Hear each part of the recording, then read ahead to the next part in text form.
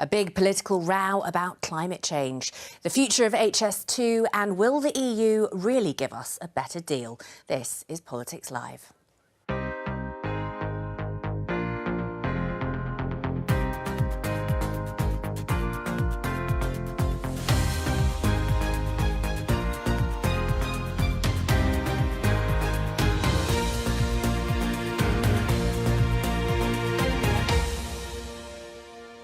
Joining me, the Conservative MP Angela Richardson, Labour Mayor for the West of England, Dan Norris, Naomi Smith from the Best for Britain, which campaigns for a closer relationship with the EU, and Kate Andrews, who's the economics editor at The Spectator. Today, from cars to gas boilers, Rishi Sunak is thinking about making big changes to his net zero policies. We're not going to save the country by bankrupting the British people. Now Rishi Sunak is U-turning via leaks and midnight statements from the bunker at Downing Street. The Prime Minister has been criticised and praised by his own MPs. My reaction this morning is one of real concern. What has been trailed suggests a significant change in our policy. The Prime Minister obviously has realised that some of those targets were not unachievable, but actually were going to impact, the common man and woman on the streets. If we are privileged enough to be elected into power, I intend to build on that relationship.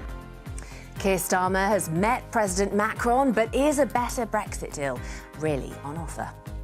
This is about finally making a rapid connection from the West Midlands to the Northern Powerhouse, to Liverpool, to Manchester, to Leeds.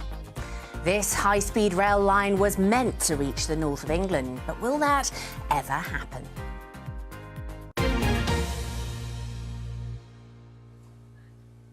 Hello, and we start with that big story that was broken overnight by the BBC, that Rishi Sunak is considering weakening key green policies, watering down its pledges on net zero and using a more proportionate way, a more proportionate cause of action. He would push back the ban on the sale of petrol and diesel cars and potentially also make similar moves with gas boilers. Now, unusually, we did get a response from the Prime Minister last night. We can see that statement now. Here, Rishi Sunak saying, for many years, politicians in governments of all stripes have not been honest about the costs and trade-offs. No leak, of course, referring to the BBC story there, will stop me beginning the process of telling the country how and why we need to change. He goes on to say we are committed to net zero by 2050 and the agreements we have made internationally, but doing so in a better and more proportionate way. So my question to the panel, really, to Angela, is this the right time to be changing policy? I think what's really important is that, number one, we're keeping that commitment of net zero by 2050. It's a legally binding agreement. But we're going to do that in a pragmatic and practical way that takes the British public with us. I think leaks aren't helpful. We're going to get some more detail later on this afternoon. At the moment, it's just speculation. So we can't actually say too much on that right now.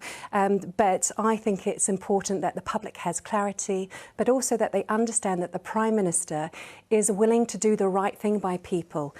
He will take long-term decisions, be honest, rather than short-term political objectives, which may work for today, but not for tomorrow. Yeah, well, as you say, we now know we're going to hear Rishi Sunak is due to speak at 4:30 this afternoon. Dan, is it the right time to be changing policy? It's not, but look, this is terribly orchestrated. I can't believe this hasn't been leaked from Number 10, to be very honest. The whole timing, the speculation, now we've got this announcement about 4:30. So that's very concerning because this is really serious. The cost is to the planet and the cost is to the people because we won't get the growth we'd otherwise have or need for our country. Great Britain PLC depends on a lot of very high technologies that are very transferable into dealing with the climate emergency. And if we're not part of that, while the rest of the world, America, puts billions into its new industries for the future, for climate change, same with Europe, billions of euros, and yet here we are being told that we're going to scale back, go backwards at a time when all the evidence, all the weather patterns even, are telling us that things are more urgent than ever. Kate, is this the right time? Because we're hearing, even within the Conservative Party, there are those praising the Prime Minister's decision and those who are criticising it. It sounds like we're about to get a dose of green realism from the Prime Minister, and I welcome it. The most important thing, if we really want to move to a greener planet and hit that net zero commitment, is to bring the public along with you. It's become very clear that the technology and the cost is not where we want it to be by these earlier targets, especially for the poorest in society. I think it's quite right that the Prime Minister goes in with some realism and adjusts that so we can keep people on board with the bigger agenda. Naomi, realism. Well, I think the Prime Minister has achieved something really quite remarkable this morning. He's managed to unite the energy sector, the automotive sector, and environmentalist campaigners against what it sounds like he's going to be announcing later today and that we heard of from the leak. I don't think it's politically astute when we look at the polling, when we look at Conservative voters. We know that climate change is a big worry for them and that they're in favour of a lot of this. But as Dan touched on, this is anti-growth. It is anti-ambitious for the UK. We have had a government that has presided over a decade of lost growth. And net zero represents a real opportunity to get ahead, to get investment into the country. And businesses make long-term planning decisions. They make investment decisions based on it. And if the goalposts keep shifting, then maybe they will shift too. That really isn't good. That is something we are going to... least of all the poorest. Yeah, well, that is something... there have been statements through from Ford, big manufacturers like Ford, JLR this morning. That's something we're going to get onto. But of course, this is a story which has led a lot of the, if not all of the papers this morning. If we take a look at some of them now, starting with the Times, we have Sunak set for retreat on climate promises, followed up by the Daily Mail, which definitely has a very positive spin on this story. Finally, exclamation mark, common sense on net zero. And then finally, The Guardian, Tory dismay as PM seeks to soften net zero pledges. We can speak now to Henry Zeffman, our chief political correspondent, who was one of the journalists here at the BBC who broke this story last night. Thanks very much for joining us, Henry. So what do we actually know? Well, what we do know, as you were saying there, is that Rishi Sunak is going to make a speech this afternoon about 4:30 p.m. from Downing Street about green energy. What we also know is that this morning he's been in a previously unscheduled conference call with his cabinet, talking about what he's going to announce this afternoon. And what we also know is that all of that was rushed out because of the story we had last night. And I'll just highlight a couple of specific areas which we expect the Prime Minister to get into. We don't know what the final decision has been, but we do know that one of the things under discussion was shifting back the date when the sale of new petrol and diesel cars would be banned. That was going to come into force from 2030. It now appears that might shift to 2035.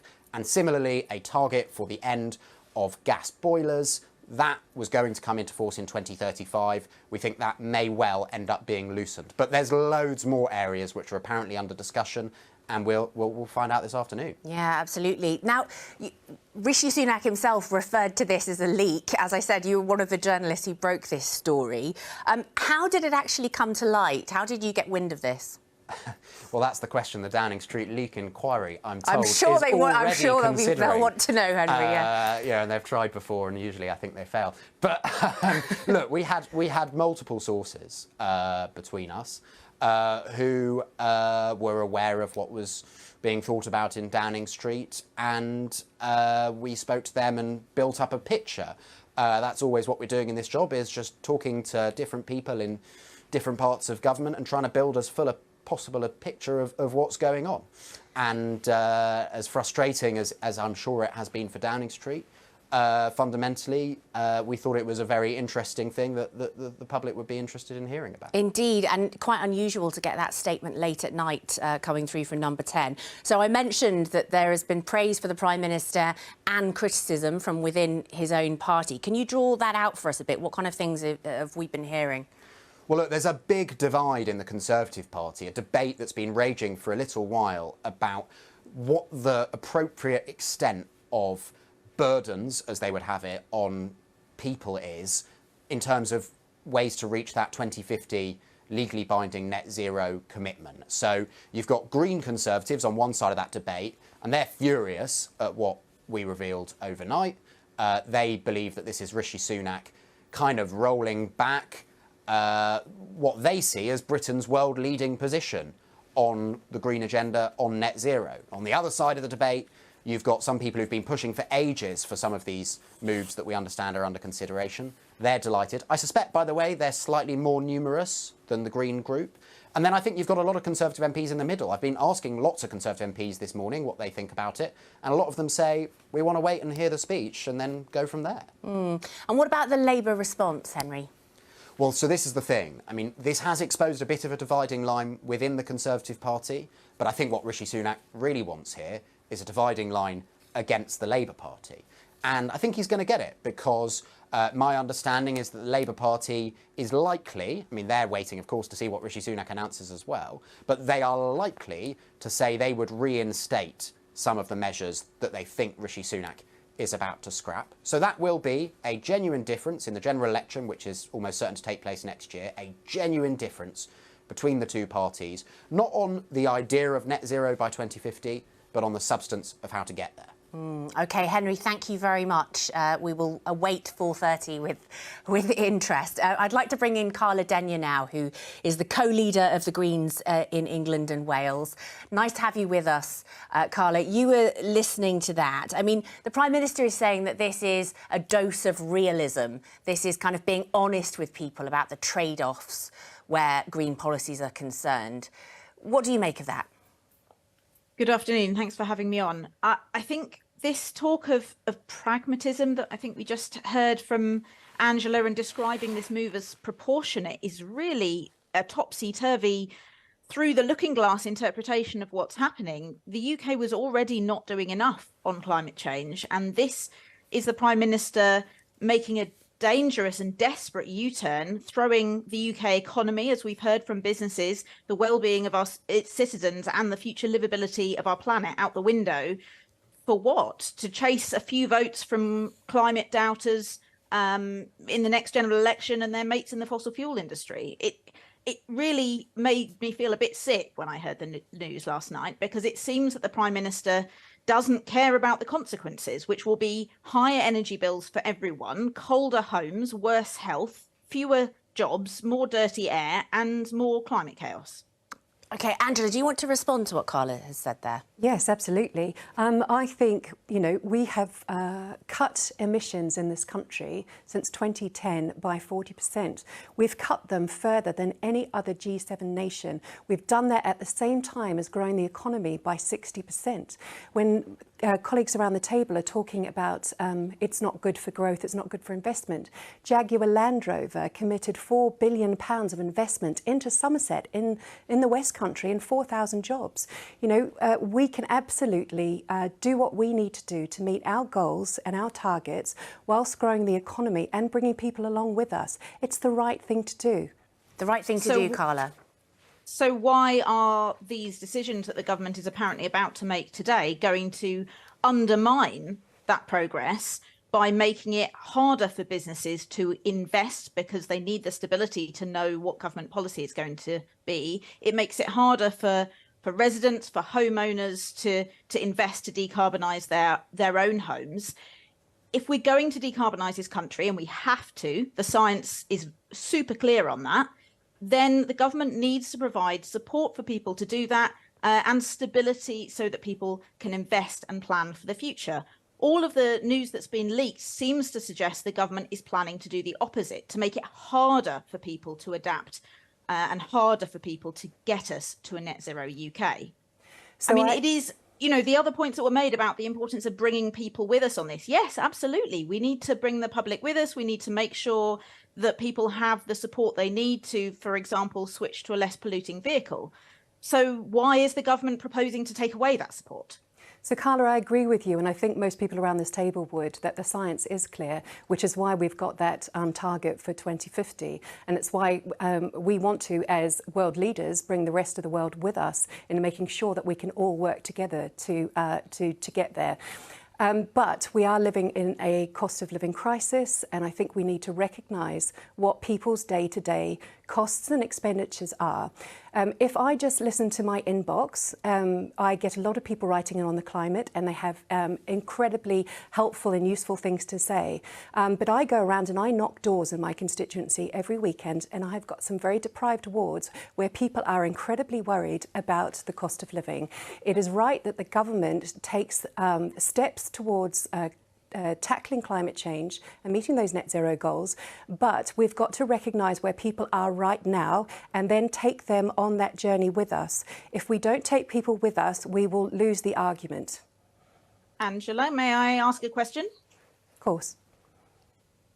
So one of the best ways of lowering people's bills and helping them in the cost of living crisis would be to insulate their homes. So why do you think the Prime Minister is proposing to scrap the requirements on landlords to improve the energy efficiency of people's homes to lower their bills? So I agree that insulation is a very important thing for people to do, because most emissions come out of people's homes and buildings that aren't insulated correctly. However, we've got to wait for this afternoon, it's not that much longer, for a bit more detail from the Prime Minister as to what he is actually setting out, rather than speculation. It sounded like the Cabinet were getting some of that detail in that meeting, that unscheduled meeting this morning. Dan, we touched on this a little bit with Henry. Will Labour row back on this and reinstate those 2030 targets? Well, we'll have to definitely look and see what's said this afternoon, of course, and analyse that really carefully, because what I suspect is this is because of the mismanagement of the economy by the Tories. They're needing to roll back and save money in some way because they've blown it, particularly Liz Truss's administration. So that's why we're hearing all this drastic news. But Labour won't automatically say we'll replace things. We'll look very carefully, because as we saw under Liz Truss, when confidence goes in the economic world, you get huge problems that are very, very difficult indeed, and we can never go there again. And the Labour government won't do that. But we do want to make sure that we spend money and invest in the kind of technologies that are of the future, which is to do with the climate change that will bring significant growth to our country, which has not happened over the last 13 years. And it's not just sensible for the climate, it's sensible for us as a company, as a country, Great Britain PLC. There are those who would say, look, Labour, with its own policy of the 28 billion in green energy, took a pragmatic look at the situation and said, oh, we need to readjust the timings on this. And that's exactly what the government is doing now. And we'll see what they actually say. But our commitment is clear that we think the environment is significant. We think there's a climate emergency. We think we do have to do things like insulate homes. That's what I do as a Metro Mayor across the west of England. And unlike the person to the right of me, who may be getting stuff on her doorstep and from her constituents, the Jaguar Land Rover plant very near my constituency in the west of England, around Bristol, Bath area, people will be dismayed by this. Huge work has gone into getting that new battery factory sorted and getting it going. And now we're bringing in instability and insecurity. We've just seen the speculation today. It's crazy. It's crazy politics. Kate. Let's look at the slightly broader picture here. The UK is not an outlier in making these changes. Emmanuel Macron was calling on the EU at the start of the summer to stop all of the green legislation. Germany has been trading wind farms for coal plants. We've seen in Sweden the watering down of some of these targeted binding plans around net zero. I don't think that this is because Germany and France and Sweden are not committed to net zero or going greener. I think it's because they've realized that these short-term targets are not cost feasible at the moment. If we look at something like electric cars, the technology is great, but it's not there yet. And it's wildly more expensive by thousands of pounds to purchase an electric car. I'm an optimist. I suspect we'll hit net zero before 2050, because when the technology comes on board that is cost efficient, everyone's going to want to pivot to it. But until that happens, you cannot ask people to dramatically change their lifestyles or to find money that they simply don't have to insulate their homes, which can cost up to £20,000. This is going backwards, not forward slowly. Okay. This is going backwards. It's not going backwards. It's very blatantly saying we are going to stick to the plan to hit net zero by 2050, but we're not going to ask people who can't afford to do so in a much smaller time frame. That strikes me as reasonable. The investment has to be there in order for the technology to come. And what we've heard today is that the investment could be put at risk because of the constant U-turns and shifting of the goalposts and the milestones on when things are going to come into force and be required by. Business is pragmatic. We've heard that word today. Pragmatic approach. It's business. It's almost a year to the day since Liz Truss's intervention spooked the markets. Maybe this is becoming an annual event for this government, that today is the day every year where a Conservative government are spiking because of this announcement. Well, no, but they're spooking business. We've had Ford, we've had E.ON, others coming out today saying, you know, this is not what we want. We want the certainty to be But if you able look to at Germany, make investments. Germany I have don't moved think their that- targets, but they still want to get there by 2030. There is no reason, if you move targets, why you still don't have that ambition. And these companies have been set up for this for some period of time. There is no reason why moving these things does not stop business from doing what business does well, and that is delivering better for people. Carla Denyer is still with us. Carla, I wonder if you want to respond to that point that Kate made, that there are costs for some people, often the poorest people, in relation to some of these net zero policies. Yes, and that highlights the clear gulf between my approach, the Green Party's approach, and the Conservatives' approach.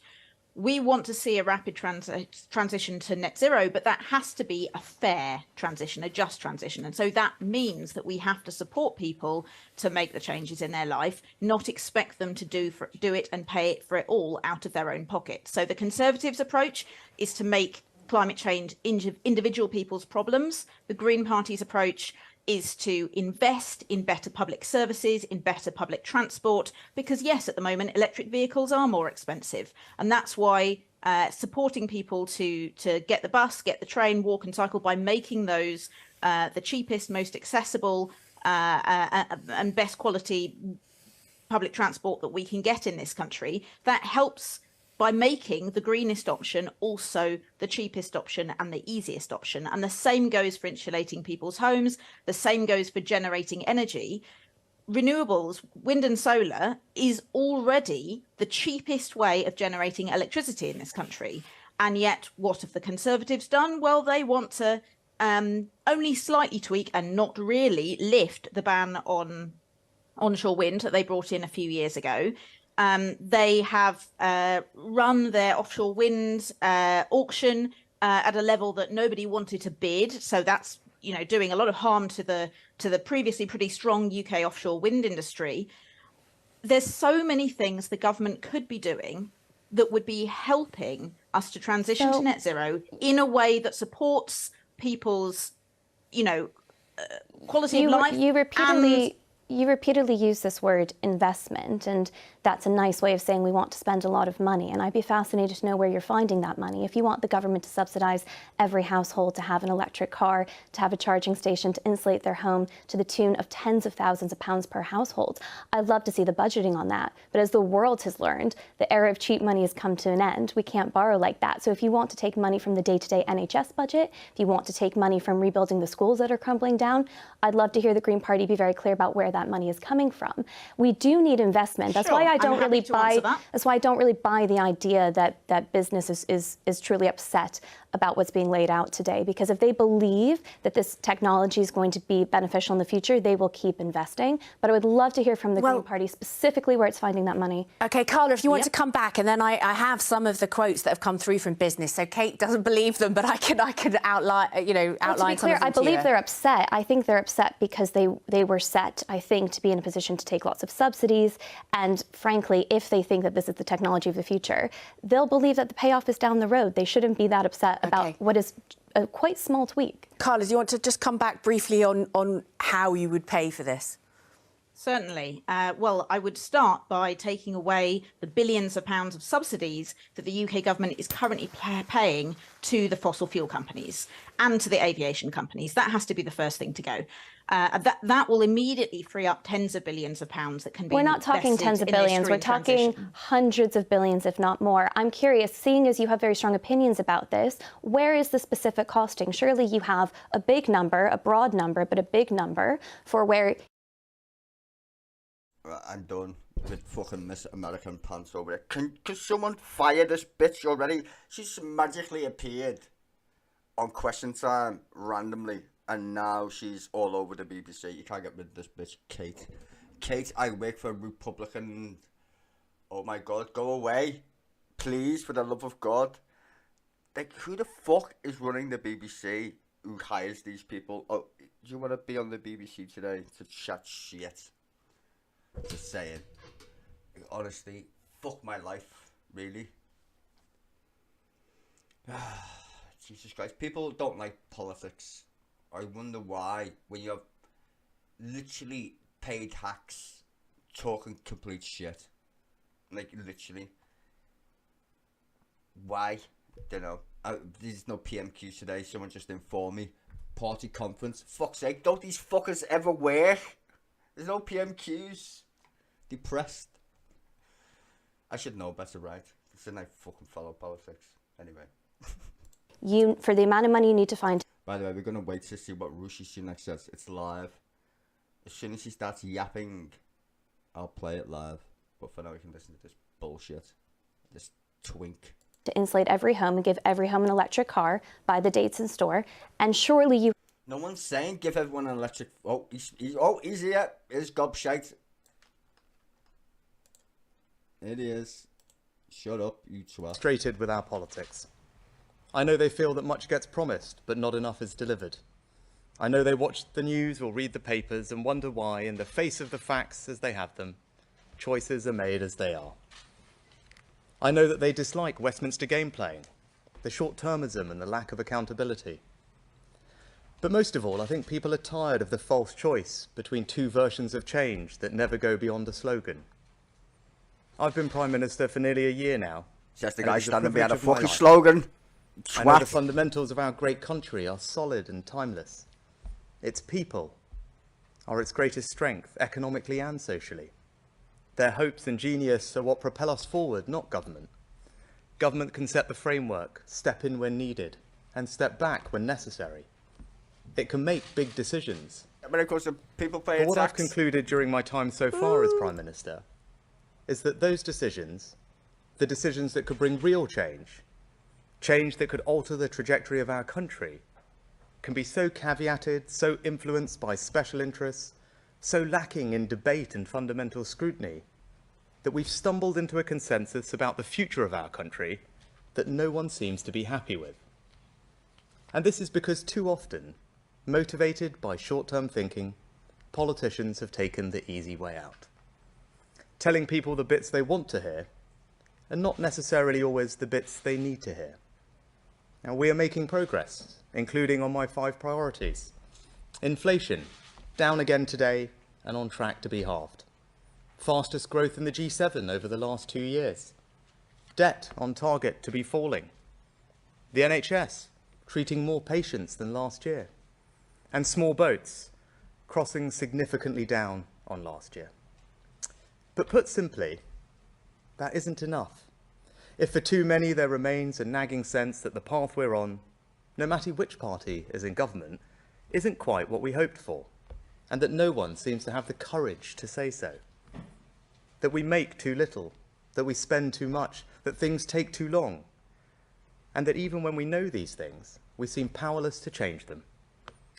Now, I'm here today to tell you that we do not have to be powerless. Our future doesn't have to be a foregone conclusion. Our destiny can be our own choosing, but only if we change the way our politics works. Can we be brave in the decisions we make, even if there is a political cost? Can we be honest when the facts change, even if it's awkward? And can we put the long-term interests of our country before the short-term political needs of the moment, even if it means being controversial? Wow, bit like Brexit. I've spent my first year as Prime Minister bringing back stability to our economy, your government and our country. And now it is time to address the bigger long-term questions we face. The real choice confronting us is, do we really want to change our country and build a better future for our children? Or do we want to carry on as we are? I've made my decision. We are going to change. And over the coming months, I will set out a series of long-term decisions to deliver that change. Won't be in power, you twat. And that starts today, with a new approach to one of the biggest challenges we face, climate change. No one can watch the floods in Libya or the extreme heat in Europe this summer and doubt that it is real and happening. We must reduce our emissions. And when I look at our economic future, I see huge opportunities in green industry. The change in our economy is as profound as the Industrial Revolution, and I'm confident that we can lead the world now as we did then. So I'll have no truck with anyone saying we lack ambition. But there's nothing ambitious about simply asserting a goal for a short-term headline without being honest with the public about the tough choices and sacrifices involved, and without any meaningful democratic Get debate to the point, you about waffly how twat. we get there. Fuck's sake. The Climate Change Committee have rightly said, you don't reach net zero simply by wishing it. Yet that's precisely what previous governments have done, both Labour and Conservative. No one in Westminster politics has yet had the courage to look people in the eye and explain what's really involved. That's wrong, and it changes now. The plans made on your behalf assume this country will take an extraordinary series of steps that will fundamentally change our lives. A ban on buying new boilers, even if your home will never ever be suitable for a heat pump. A ban that takes effect in just 3 years for those off the gas grid.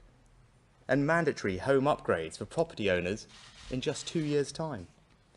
There have even been proposals for taxes on eating meat, new taxes on flying, compulsory car sharing if you drive to work, and a government diktat to sort your rubbish into 7 different bins. Wait, who said this? Now, What? I believe deeply that when you ask most people about climate change, they want to do the right thing.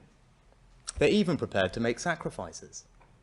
But it cannot be right for Westminster to impose such significant costs on working people, especially those who are already struggling to make ends meet, and to interfere so much in people's way of life without a properly informed national debate. That's especially true because we're so far ahead of every other country in the world. We've had the fastest reduction in greenhouse gas emissions in the G7, down almost 50% since 1990. France, 22%. The US, no change at all. China, up by 300%. And when our share of global emissions is less than 1%, how can it be right that British citizens are now being told to sacrifice even more than others? Because the risk here, for those of us who care about reaching net zero, as I do, is simple. If we continue down this path, we risk losing the consent of the British people. And the resulting backlash would not just be against specific policies, but against the wider mission itself, meaning we might never achieve our goal. That's why we have to do things differently. We need sensible green leadership. It won't be easy, and it will require a wholly new kind of politics. A politics that is transparent and the space for a better, more honest debate about how we secure the country's long-term interests. So how do we do that? What is our new approach to achieving net zero? Well, first, we need to change the debate. We're stuck between two extremes. Those who want to abandon net zero altogether because the costs are too high, the burden's too great, or in some cases, they don't accept the overwhelming evidence for climate change at all. And then there are others who argue with an ideological zeal, we must move even faster and go even further, no matter the cost or disruption to people's lives, and regardless of how much quicker we're already moving than any other country. Both extremes are wrong. Both fail to reckon with the reality of the situation. Yes, net zero is going to be hard and will require us to change. But in a democracy, we must also be able to scrutinise and debate those changes, many of which are hidden in plain sight, in a realistic manner. This debate needs more clarity, not more emotion. The test should be, do we have the fairest credible path to reach net zero by 2050 in a way that brings people with us? Now, since I've become Prime Minister, I've examined our plans, and I don't think they meet that test. We seem to have defaulted to an approach which will impose unacceptable costs on hard-pressed British families, costs that no one was ever really told about, and which may not actually be necessary to deliver the emissions reduction that we need. And why am I confident in saying that? Because over the last decade or more, we've massively over-delivered on every one of our carbon budgets, despite continuous predictions we'd missed them. We've seen rapid technological advances, which have made things like renewables far cheaper. Just consider offshore wind, where costs have fallen by 70% more than we projected in 2016. You know, the funny thing is, everyone's energy bill went fucking through the roof because you dumb fucking cunts kiboshed the gas storage that we used to have. Remember that? We used to store gas in this country. Nope. Tories got rid of it. Useless cunts. Fuck's sake, this guy does my fucking tits in. And people are increasingly choosing to go green. Look at how demand for electric vehicles has consistently outstripped forecasts. Now, given all these things, I'm confident that we can adopt a more pragmatic, proportionate, and realistic approach to meeting net zero that eases the burdens on working people. And that's the second part of our new approach. Now, I'm not saying there will be no hard choices. And I'm confused. Has this fucking retard literally said anything at this point? Or am I the only one listening to just waffly fucking shit? He hasn't said anything. He's told me about how hard it is, blah, blah, blah. And have you give me some details, bitch? Like, what are you changing? Because so far, all I can smell is your methane, literally. Nor am I abandoning any of our targets and commitments. I am unequivocal that we will meet our international agreements, including the critical promises in Paris and Glasgow to limit global warming to 1.5 degrees. I'm proud that our country leads the world on net zero with the most ambitious 2030 target of any major economy. And as we're committed as ever to helping developing countries. Just the other week, I announced $2 billion for the Green Climate Fund, the single biggest commitment of its kind the UK has ever made. But we can do all of this in a fairer, better way. And today I can set out details of what our new approach will mean for people. That starts with electric vehicles. We're working hard to make the UK a world leader. I'm proud that we've already attracted billions of new investments from companies like Tata's Jaguar Land Rover Gigafactory. And I expect that by 2030, the vast majority of cars sold will be electric. Why? Because the costs are reducing, the range is improving, the charging infrastructure is growing.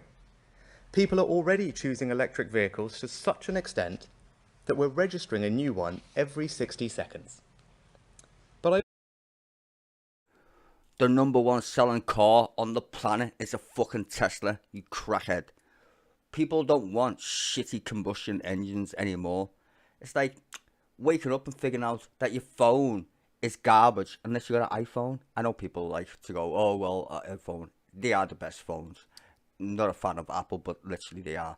Bit overpriced if you ask me, just saying. But at the end of the day is when people decided, oh, smartphones, hello. It's the same way with cars. Who the fuck wants to drive a fucking combustion engine car when you've literally got a Tesla? I'm not saying Tesla's the only company, clearly not. But I'm saying without Elon Musk and the entire point of what he was doing to make shit electric, we wouldn't even be having this conversation. So thanks to Elon Musk. You don't have to agree with everything he says, but he's the only company other than Ford to literally make a startup that's successful when it comes to making cars. Just let that sink in. Oh, by the way, did I mention he sends rockets into space for fun? People think he's rich. Imagine he puts SpaceX up for sale. Jesus Christ. It'd make rich people look even stupider than they already fucking are. And now they want to put him in jail, apparently. Which is mad. I also think that at least for now, it should be you, the consumer, that makes that choice, not government forcing you to do it. Because the upfront cost still is high, especially for families struggling with the cost of living. Small businesses are worried about the practicalities. And we've got further to go to get the charging infrastructure truly nationwide. And we need to strengthen our own auto industry so we aren't reliant on heavily subsidised, carbon-intensive imports from countries like China. So to give us more time to prepare, Yeah, China has one thing that the United Kingdom doesn't have: a giant fucking factory that sells electric cars. And the fastest growing sector in China is electric cars. Have you ever heard of BYD by any chance? Probably not. But they sell a fuck ton of fucking electric cars, China made. And you know why that is? Because they realized, hey, people don't want to fucking live in smog.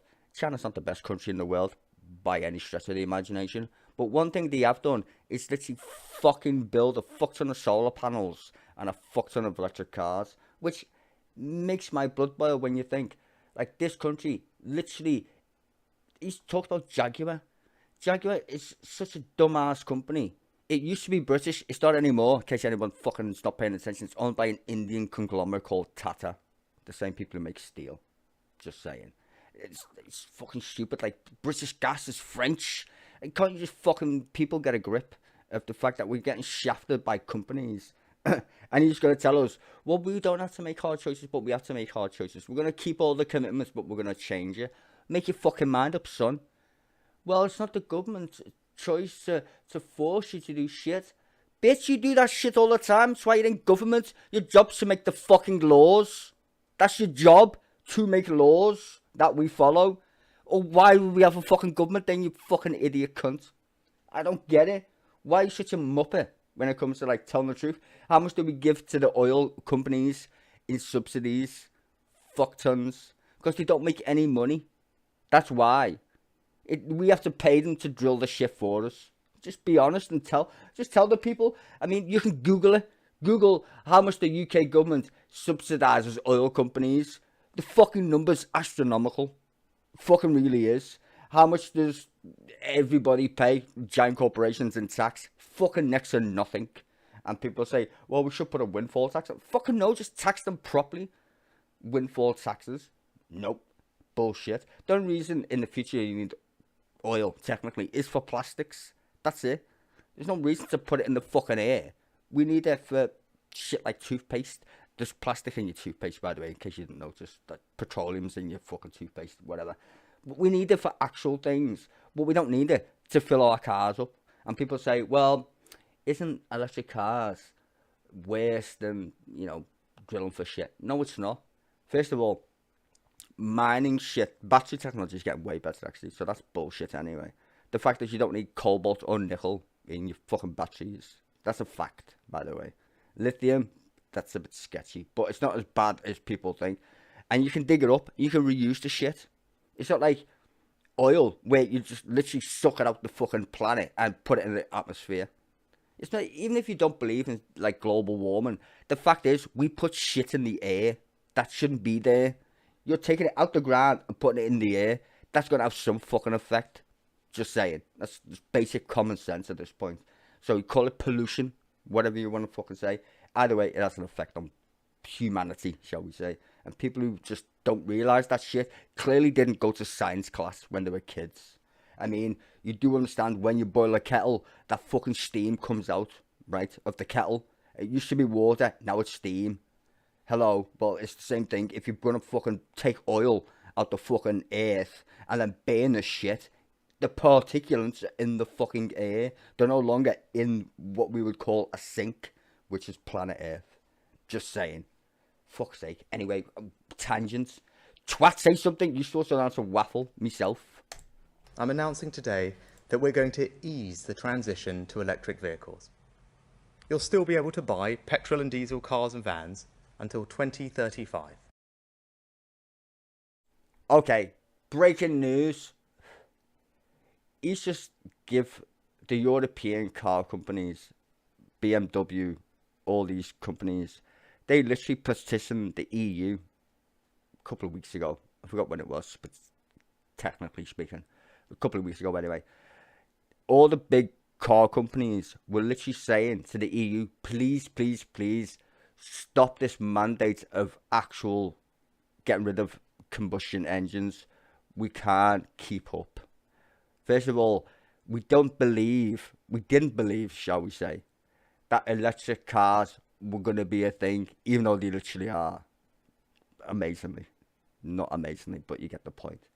So they've been literally saying to the EU, can you not do this? And the EU said, nah, we're going to ban these cars, period. Like, and now Russia's like, oh no, you can still sell your cars here. What a fucking cockwomble.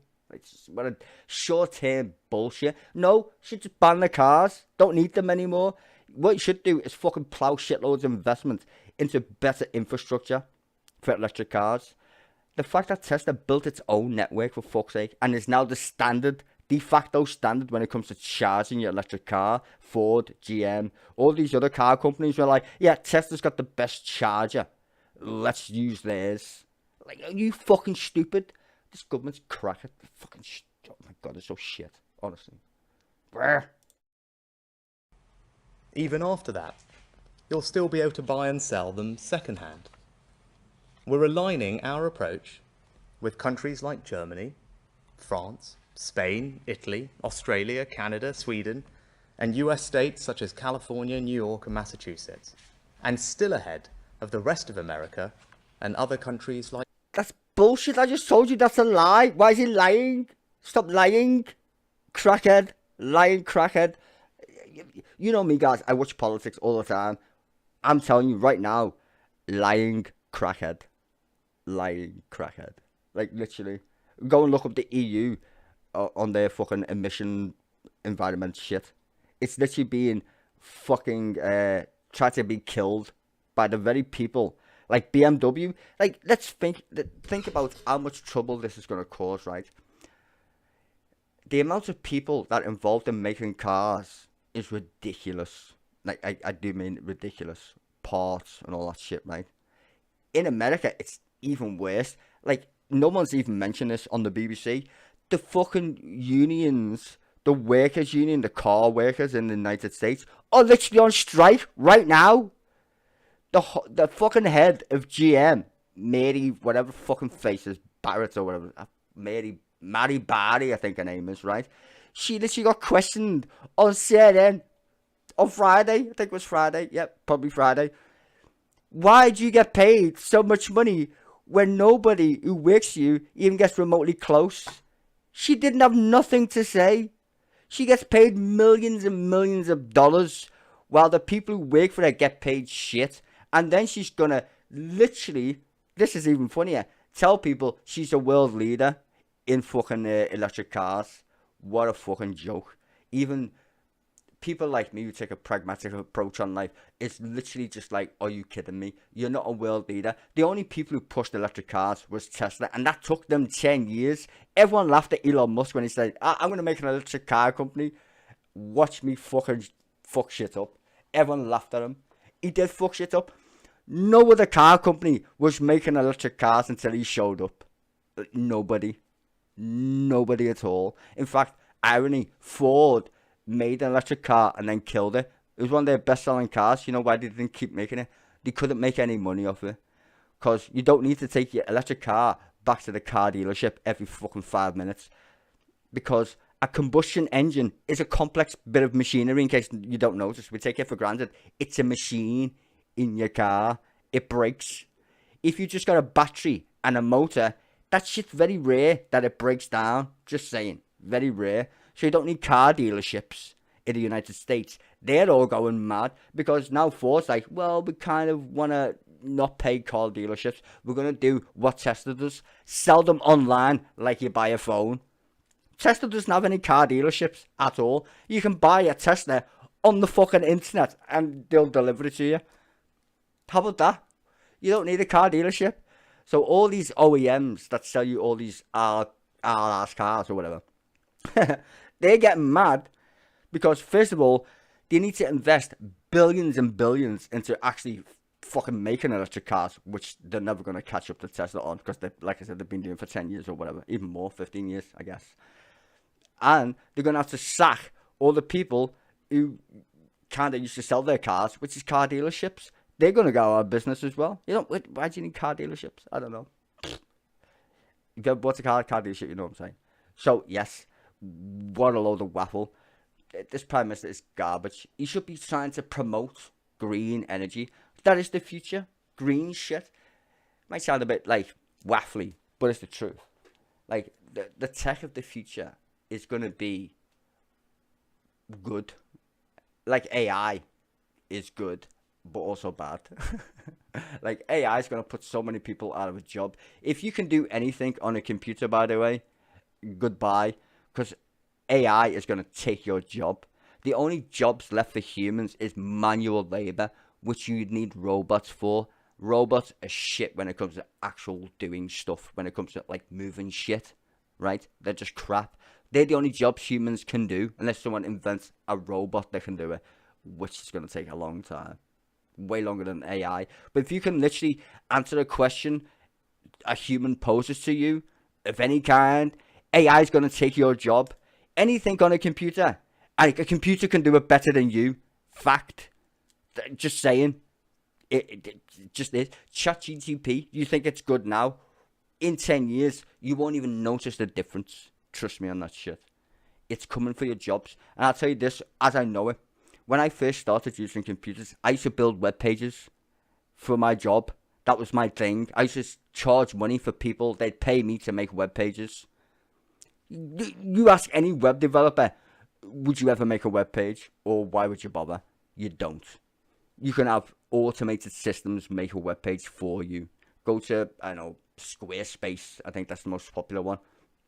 You can literally build a web page in 5 seconds. You don't even need any skills. You just click, drop, drag shit. It will code this shit for you.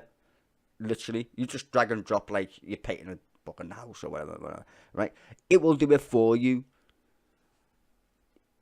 It's going to get worse in 10 years. I know that sounds a long time away, but trust me, it ain't. I remember the first time I used the internet on a 5.6 kilobit per second fucking modem. I thought that shit was fast. Oh boy, was I wrong. And that wasn't long ago. I've been on the internet before YouTube, before any of this mad shit. And now, everyone's just, YouTube's just like a normal thing, right? Phones, normal things. I remember people used to walk around with phones the size of a box. Now you can just fucking slide one in your pocket. It's like people are not paying attention. And we need to keep up with this crazy shit in this country. If we're to make any money. Don't hide from it. Tell people, yeah, you're going to have to ban cars and shit and whatever. Invest. Imagine how many people are going to actually get jobs fixing your cranky house or whatever to insulate it. That's people getting to do shit. It's weird. Stop using private sector like they're the only ones with money. Countries print their own fucking money. If you give enough incentive, then businesses will invest because they like taxpayers' money, you clowns. That's what investment is. It's a bribe. You're bribing people. Yeah, it's a loan. You want some money? Yes. Come here then. Take my monies, or taxpayers' money in this case. It's the same fucking thing. Take it. But no, it's going to be like, oh, we're going to pander to the fossil fuel industry, which is already dying on its ass. It literally is. Think about how many people fill their cars up with oil. That's dramatically coming down. The cheaper these cars get, and they are cheap. Tesla is the #1 selling car on the planet. Tesla, #1 car. Model 3, I think. Well, there's Model Y. I think it's the Model 3. Anyway, best selling car in Europe. Not Volkswagen. Used to be. Not Toyota.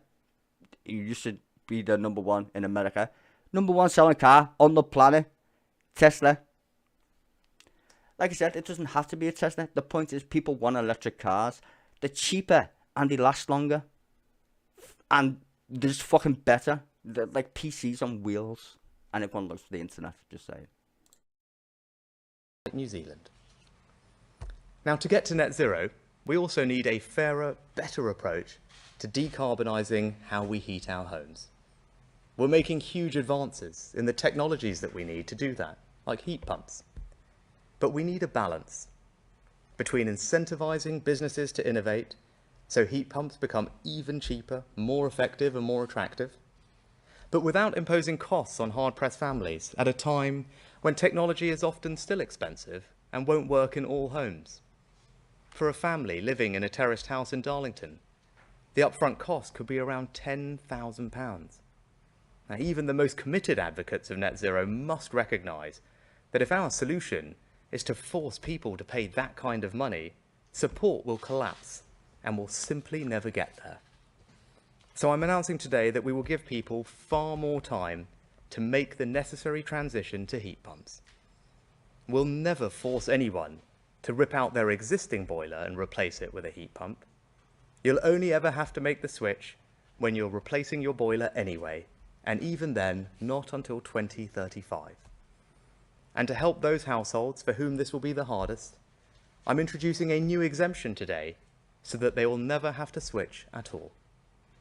Now, this doesn't mean I'm any less committed to decarbonising our homes. So basically, if you've got a boiler, happy days, you don't need to switch. So we're going to continue to buy gas, is the basically saying we're going to continue to buy gas. Great idea. Great.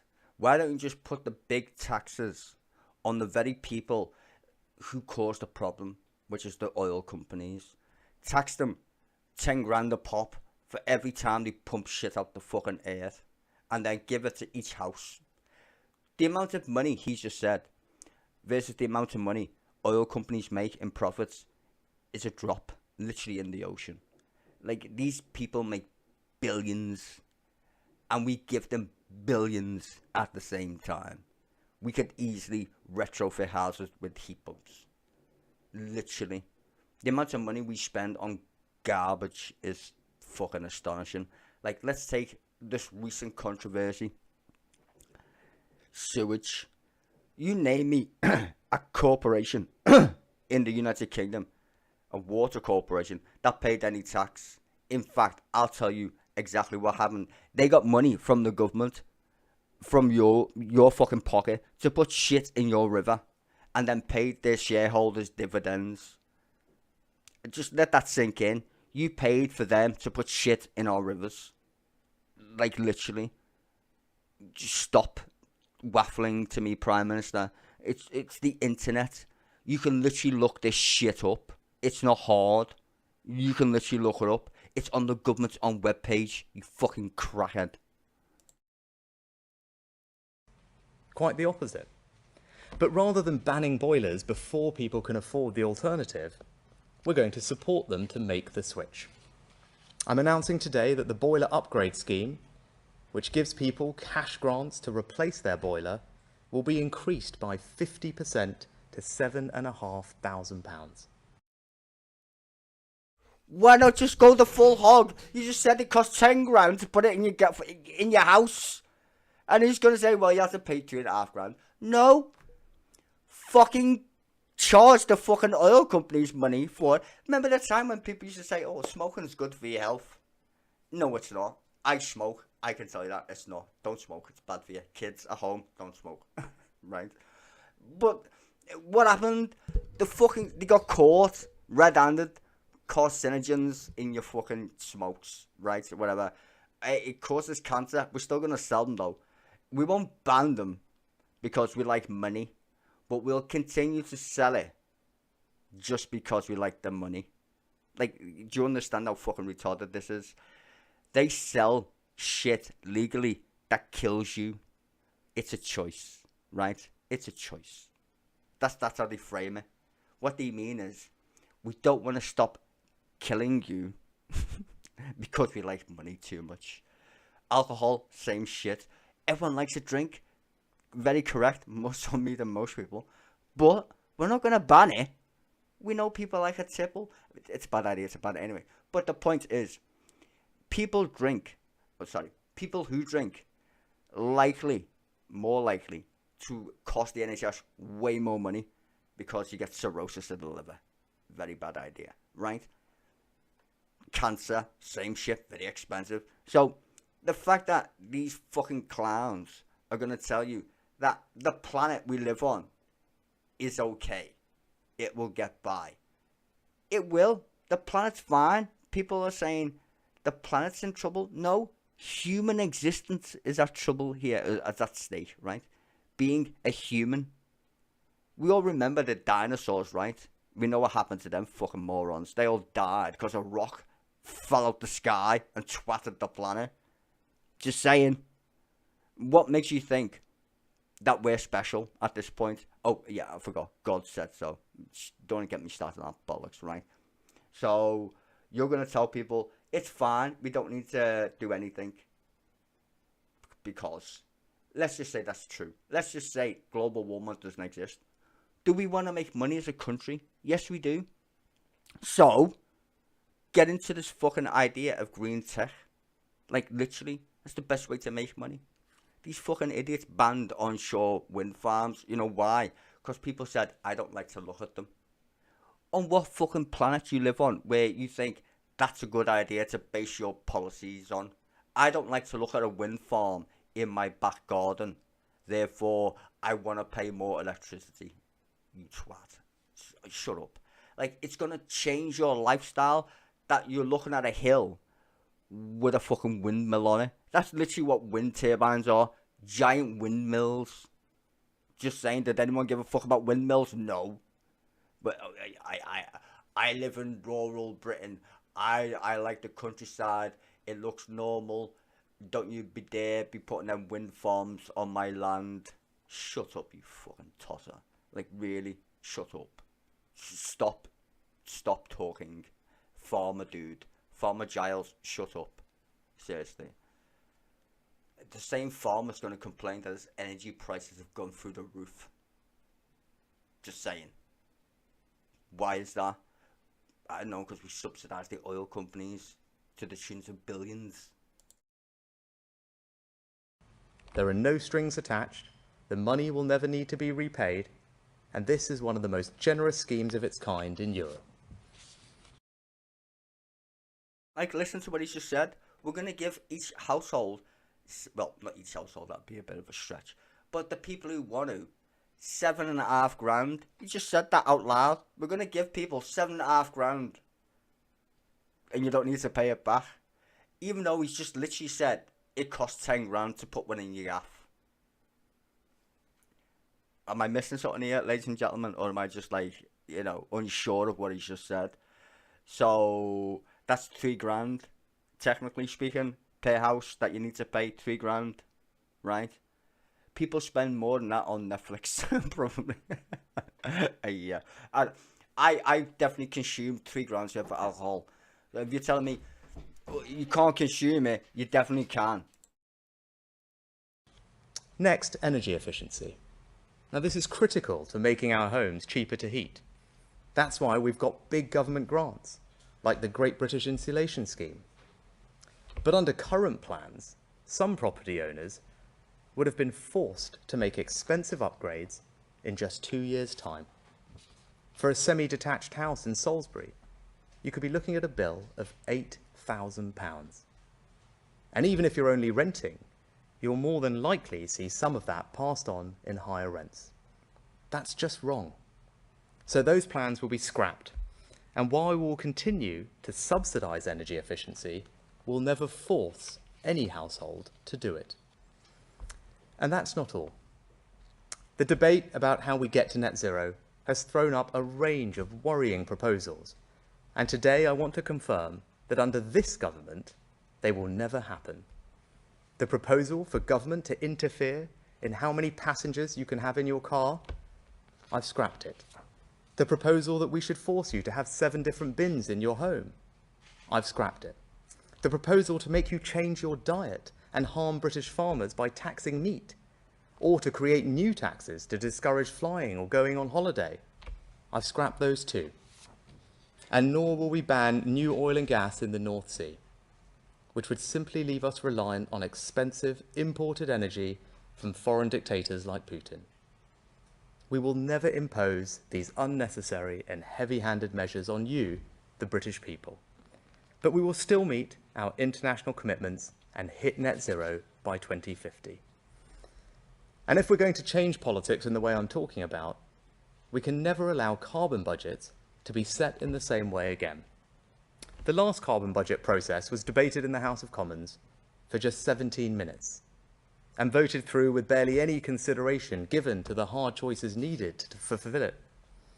It was the carbon equivalent of promising to boost government spending with no way to pay for it. That's not a responsible way to make decisions which have such a bearing on people's lives.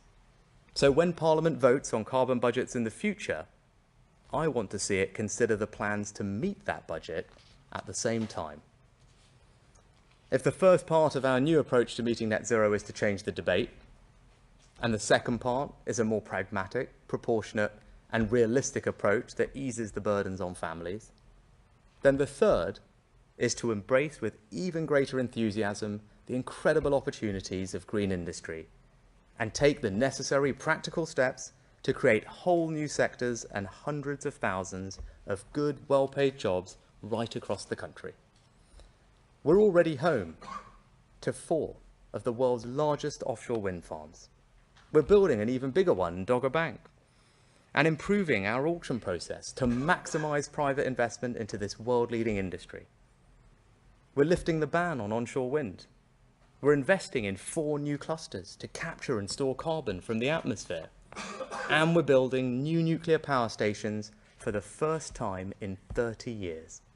Just this week, we took a significant long-term decision to raise funding for Sizewell C, putting beyond all doubt our commitment to decarbonising our power sector. And later this autumn, we'll shortlist the companies to build a new generation of small modular reactors. But one of our biggest constraints to reaching net zero and improving our energy security is this. We're investing billions in new energy projects, yet we don't have the grid infrastructure to bring that power to households and businesses. And when energy security is national security, that's unacceptable. Right now, it can take 14 years to build new grid infrastructure. There are enough projects waiting to be connected to generate over half of our future electricity needs. So I can announce today that the Chancellor and Energy Security Secretary will shortly bring forward comprehensive new reforms to energy infrastructure. We'll set out the UK's first ever spatial plan for that infrastructure to give industry certainty and every community a say. We'll speed up planning for the most nationally significant projects, and we'll end the first-come, first-served approach to grid connections by raising the bar to enter the queue and make sure those ready first will connect first. So from offshore wind to nuclear to a revolution in our energy infrastructure, investors should have absolute confidence that we're getting on with the job and the UK will remain the best place in the world to invest in the green industries of the future. Not least because of something else that this country has always excelled at, innovation in new technologies. As a country that emits less than 1% of the world's carbon emissions, one of the most powerful contributions we can make is our unique ability to develop new technologies that can help the world. Like the Sense Wind team in Scotland developing the technology to service offshore floating wind turbines while still out at sea. Or the researchers at Cambridge who pioneered a new way to turn sunlight into fuel. And that's why today we're going further, creating the new £150 million Green Future Fellowship. This will support at least 50 leading scientists and engineers to develop real breakthrough green technologies. And it builds on the £1 billion I invested as Chancellor in the Net Zero Innovation Portfolio. And finally, we can't tackle climate change without protecting nature, and vice versa. Just the loss of forests alone accounts for the equivalent of 10 times the global emissions of the entire United Kingdom. And in the coming weeks, ahead of my attendance at COP28, I will set out the next stage in our ambitious environmental agenda. So in conclusion, this country is proud to be a world leader in reaching net zero by 2050. But we simply won't achieve it unless we change. We're now going to have a better, more honest debate about how we get there. We'll now have a more pragmatic, proportionate and realistic approach that eases the burdens on families, all while doubling down on the new green industries of the future. In a democracy, that's the only realistic path to net zero. Consent, not imposition. Honesty, not obfuscation. Pragmatism, not ideology. That's how we'll turn the challenge of net zero into the greatest opportunity and the proudest achievement of our lifetimes. And this is just the start. What we begin today is bigger than any single policy or issue. We are going to change the way our politics works. We are going to make different decisions. We won't take the easy way out. There will be resistance, but we will meet it, because I am determined to change our country and build a better future for our children. Nothing less is acceptable.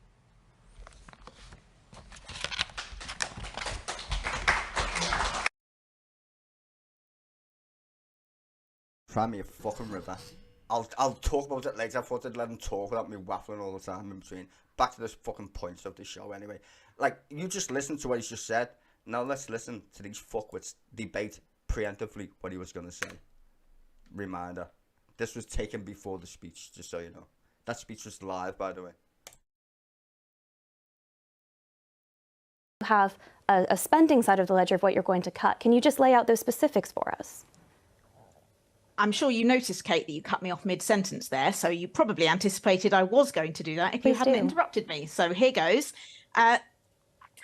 Immediately taking away those subsidies will free up the first few tens of billions of pounds. There's It's not tens of billions. What's the headline figure from the Green Party? Surely you have costed this. This is the crux of your economic agenda. Surely you have costed this. What is the headline figure you need to do that for every household in the UK?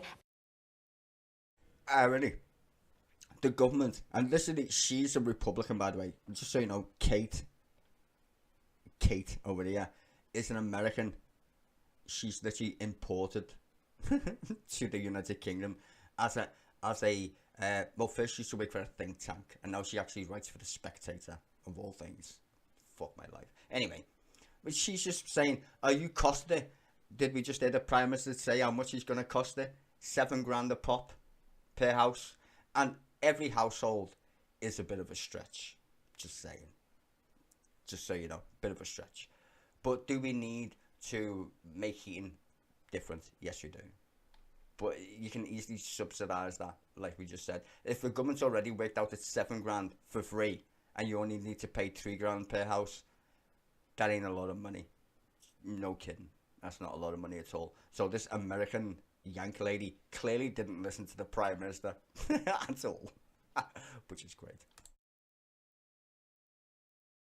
And what are you cutting? Okay, let's let Carla finish here. Carla. Thank you. There is plenty of money in the economy. Okay. What we need is the ambitious political decisions to fund what needs to be funded. So, for example, we would bring in a proper, not just a windfall tax, but a proper carbon tax on the most polluting industries and companies. That will help to fund support for those that need support. It doesn't mean buying every household their own electric vehicle, but it does mean supporting public services, getting better rail, better buses, supporting homes to insulate, for example.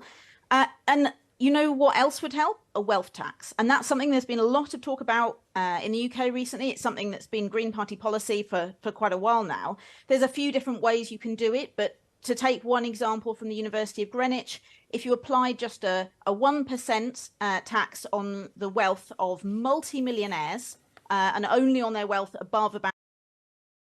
Bro, you like it's everybody late to this party of taxing the rich. I'm just saying. Anybody remember Bernie Sanders? I'm pretty sure you guys in America know who Bernie Sanders is, right? His proposal, which is an ingenious idea if you ask me, and many economists agree. Trillions, and I start this, trillions of money is exchanged on every stock market around the world. The FTSE, right, trades trillions every day, tax-free. If you support a 0.003% tax on every transaction that was made, just like it's a fraction of a penny. It's not even a percent. It's 0.000%, right?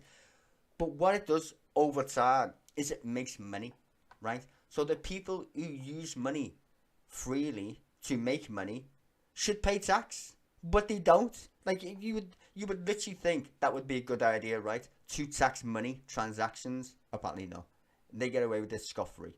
So what I would do, which Bernie Sanders proposed, which economists agree would be a good idea, to tax wealth at its source, which is the stock market, you fucking clowns, which is where the money is. It's not like in Joe's pocket. It's literally exchanged every day in the global financial system. Tax that instead.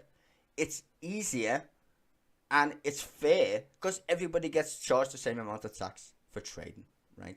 The big companies, not the FTSE 250. People don't understand there's two different kind of stock exchanges, right? The FTSE 250 is all the actual companies that actually pay tax in the United Kingdom. Just so you know, when that shit goes down, we've got problems.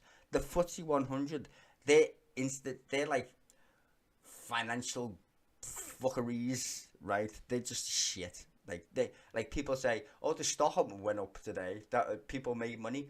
No, that's bullshit, right?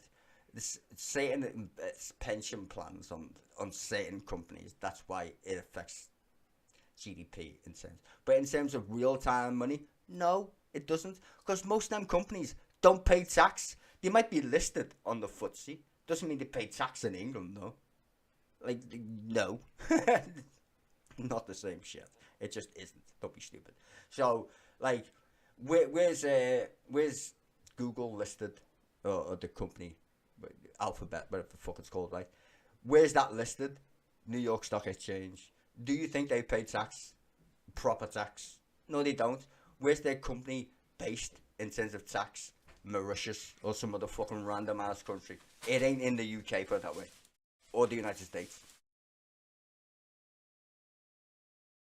About £3.5 million, then that would make negligible difference to their lives, but it would raise tens of billions of pounds to support. Wealth taxes haven't worked anywhere where they've been tried in the world. They've been rolled back in most of Europe. I think it is truly shocking that this is the staple of the Green Party's economic agenda, and it hasn't even bothered to do a back-of-the-envelope calculation about the kind of money it's talking about. OK, we mentioned... if I can just flag up one last thing. Very quickly, Carla. Kate will presumably be aware as an economics correspondent that the Office of Budget Responsibility itself has assessed that it will cost many, many times more if we delay climate action by 10 years compared to if we do it now. It'd be great for the Green Party to show us those numbers. So the Green Party numbers. policies will save the country money. Okay. Compared to what the Conservatives we do, mentioned which the is delaying. negative. We mentioned the negative reaction from business. Chris Norbury, CEO of E.ON UK, said there is no green v cheap debate. He said this morning. He goes on, we risk condemning people to many more years of living in cold and drafty homes that are expensive to heat in cities clogged with dirty air from fossil fuels, missing out on the economic regeneration this ambition brings. Angela, that's not a good response from the CEO of E.ON there, is it? It's not green v cheap. It's green v the reality of people's lives, what they're actually living at the moment. You know, I spent a lot of time as a Conservative MP defending things. You know, people think we don't care about people and the situations they find themselves in. It's not true. We care very, very deeply. Many of my colleagues who I've been discussing this with over the last 24 hours, I'm part of the Conservative Environment Network caucus and I'm part of the One Nation caucus, that we get called all sorts of things on our side of the party, but we deeply care about people being able to afford things and to live their lives and to not put onerous costs on those people. Now, I agree with Kate. I think that the car industry will have its announcements out today as its reactions, but we need further detail about what the Prime Minister is going to say at Hubs 4, and so do those manufacturers. They need the detail too. Well, can I just quickly... Very quickly, yeah. Carla, I think the Green Party don't give enough credit to where we are at the moment. 42% of our energy is supplied by renewable energy at the moment. We're going to keep going further, but if she thinks we're suddenly going to cut off fossil fuels in order to do our transition to net zero, I think she's living in a whole different other country. It doesn't work like that. Dan, do you want to come in there very quickly? Moral leadership. The UK as a nation over the history of the planet is about the second biggest CO2 emitter in the whole history of any country. We only make up 0.05% of the area of the land. we've got a responsibility, and not only is it the right thing to do to save the climate, but it's the right thing to do you'd bring back those targets and create then? wealth. You'd be in favour of bringing back those targets? Well, what I want to do is see what's said today, because I think this has been very orchestrated. I think there's a lot more to this than meets the eye, and when we have this inquiry, I doubt it will find that number 10 is responsible, but I believe it to be so. It's pretty obvious to me. And what we need to do is look exactly at what's said and have a proper discussion then. All right. Carla Denyer, thank you so much for joining us this afternoon. We really appreciate it. But we are going to move on now and talk about Brexit. The Labour leader, Sir Keir Starmer, yesterday held what he described as a very constructive and positive meeting with the French President Emmanuel Macron in Paris. We can see them there having a handshake and enjoying what looks like quite a convivial chat. If we look at the Daily Mail report on this, here is the headline: Tony Blair, Macron and Keir Starmer's secret plans to reverse Brexit. How the ex-PM brokered Labour leaders' EU love-in on the day the bloc unveiled plans for Britain to rejoin as an associate member. Meanwhile, we can see another headline here, I think.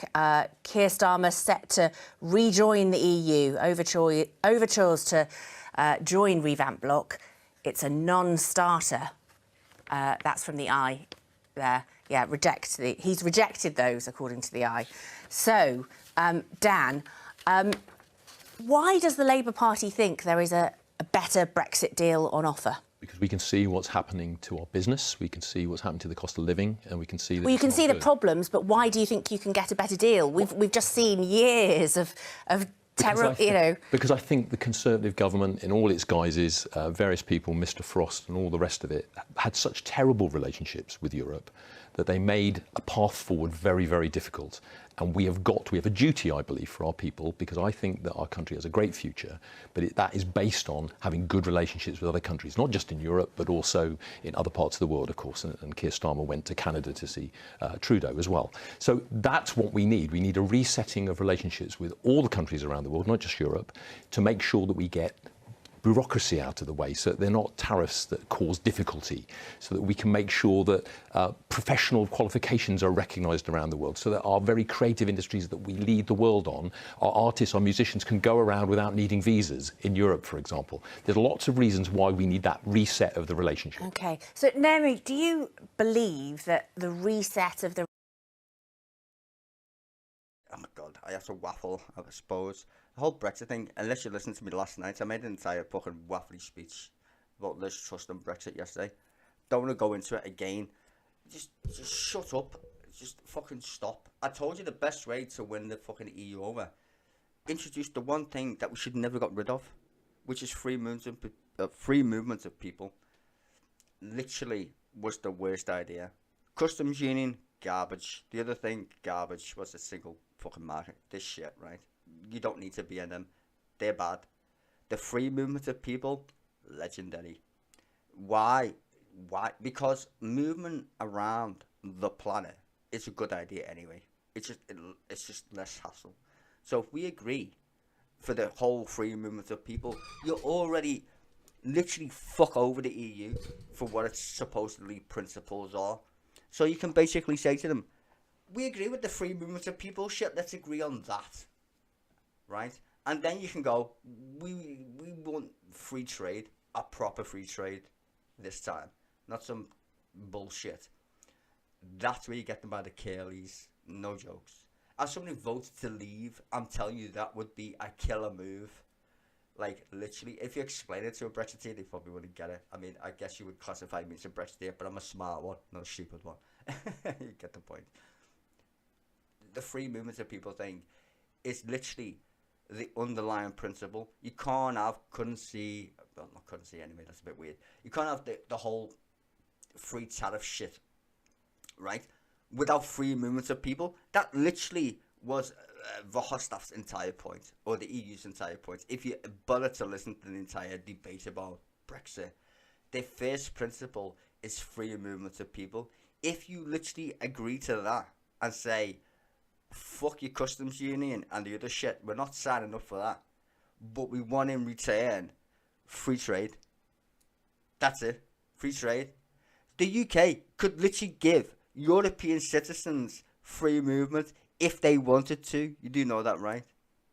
I'm just saying, it's it's always been in the UK's literal power to implement that. Well, technically speaking, we was in the EU, but you get the point. We could do it now by ourselves. We could literally say anyone who's from the EU can live here like he did before, no big deal. Like, literally. I know that would like shock a lot of people who live in like Middle England and go, what do you want about? We can't stop the boats. There's too many. All these people who say stop the boats and there's too many people in the United Kingdom are literally economically illiterate. First of all, the United Kingdom has an aging population. In order for you to pay a pension, you need young people. Without young people or babies, sex, you can't pay pensions. Liz Truss literally said, let the cat out the bag yesterday, or in his speech. I think it was yesterday, right? Or Monday, sorry. What day is it? Wednesday?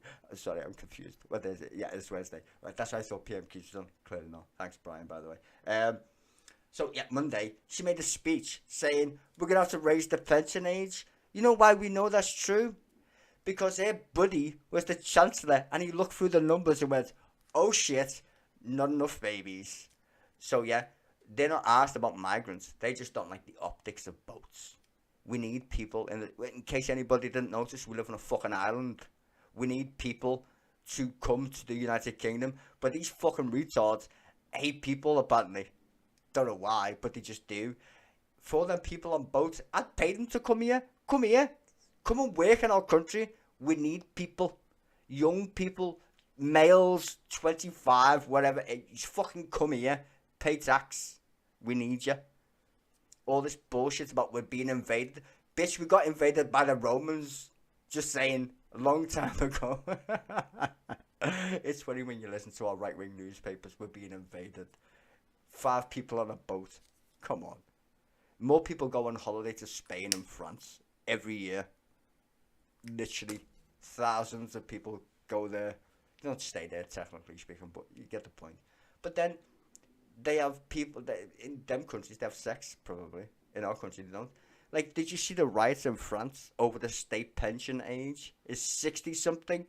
They tried to raise it by, like, a year. People went on fucking strike.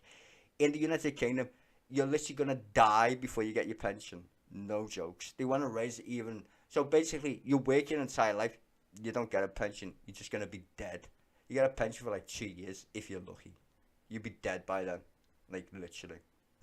Just saying, it's fucking whack. But yeah, these people are like talking shit.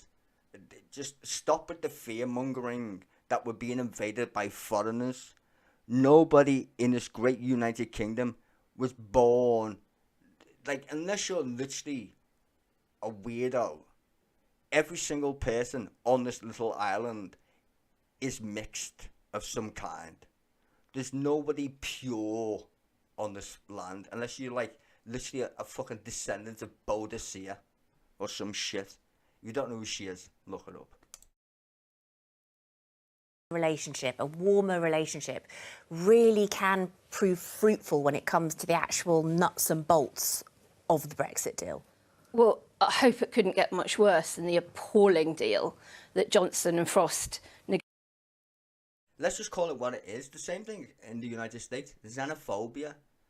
Oh, you don't look like me, therefore must be evil. I'm just saying, it's pretty ridiculous. In case you didn't notice, we live on a round planet. I'm just saying, the fact that every human, well, humans I should say, have literally fucking invaded every part, nearly, of the known planet. Like, it's mad to say, like, there's too many people coming to our country. No, the fact is, governments have been complacent, giving corporations an easy ride. That's why you have so many billionaires and whatever. Like, people are so rich because they game the system. In case nobody's paying attention, the system that we actually are playing was set up by the rich to get rich. That's called capitalism. You should probably read a book. It's literally in black and white. study what capitalism does. It's not rocket science. It's there to make people rich. Like, people want to live in La La Land, where that's not the game that you're playing. It is the game. Like, the alternatives aren't that much better, to be fair. Like, do you want to live in a communist country? Name one then. People go, China's communist. No, it's not. It pretends it is, but it isn't. What does it do? The exact same thing every other every other country does. It uses capitalism as its means of production. So, no. I don't want to hear this shit about Marxism or socialism. Like, just throw these words around as if they're actually meaningful in the age of the internet, where it's not hard for you to look it up and then check it against fucking reality. Do you honestly think that the United Kingdom would have been a socialist Marxist country under Jeremy Corbyn? No. But if you read the newspapers, you would think that would happen. Do you think the United States would have been a socialist Savannah, whatever the fuck you want to call it, for the United States if Bernie Sanders was elected? No. It isn't. This entire concept of how reality works, literally, and what you are presented with as opinions on news shows is fucking whack. It literally is. And the disinformation, sadly, is from the very people who claim to be knowledgeable about certain things. Like, literally. Like, I read my Twitter and I'm shocked at the amount of bullshit on there, frankly. From people who claim to know things. I'm like, that's utter nonsense. You look at the reality. Like, the show is literally talking about Rishi Sunak's bullshit speech, which we just heard. He literally said in his speech, we're going to give 7 grand to people, but it's going to cost 10 grand to install the fucking heat pump. 3 grand. There you go. There's the price. 3 grand. That's what people on average would pay. People spend more than that. Anywho. That's over a year. Just saying. 3 grand over a year. Easy peasy. Right? Well, we can't afford it. Well, tax. Right? And people say, well, taxes are already high. No, they're not.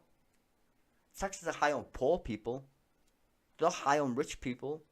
Just saying. Like I said before, trillions and trillions and trillions with a T gets traded every fucking minute.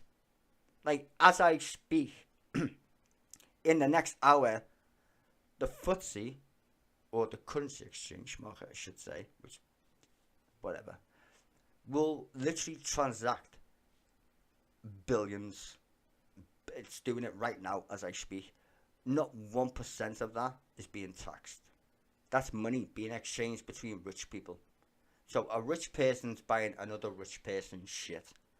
No tax is being paid there at all. Zero. Nada. If you want to tax wealth, tax what they play. The game. Tax the game. Just saying. You will find the stock market calms its ass down a little bit as well. Thankfully. Because a lot of people do like trades to make a quick buck.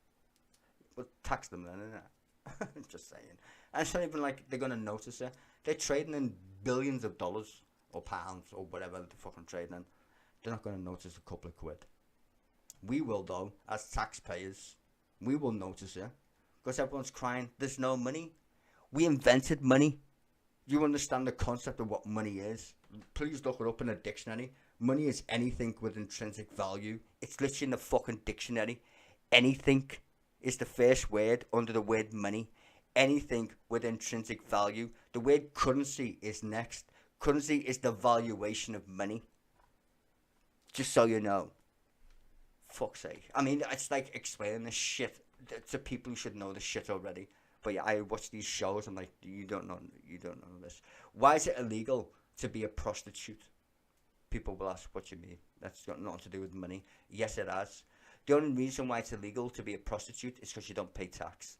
That's it. Not the act of sex with a random stranger. It's the fact that you don't pay tax. That's the only reason why it's literally illegal to be a prostitute in the United Kingdom. you don't pay tax. Facts. I know people don't like the truth, but sadly, that's what it is, the truth. So next time you're wondering, is the system fucked? Yet it is, royally.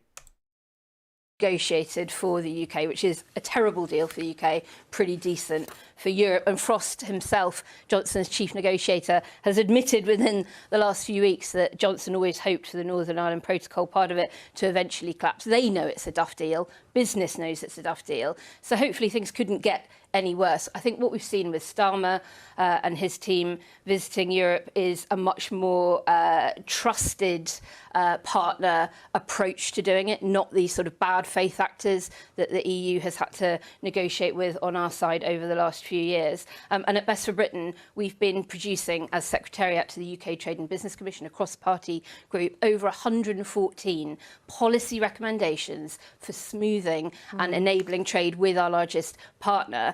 Which does stop short of rejoining customs union and single market. So it's not any rehash of the argument.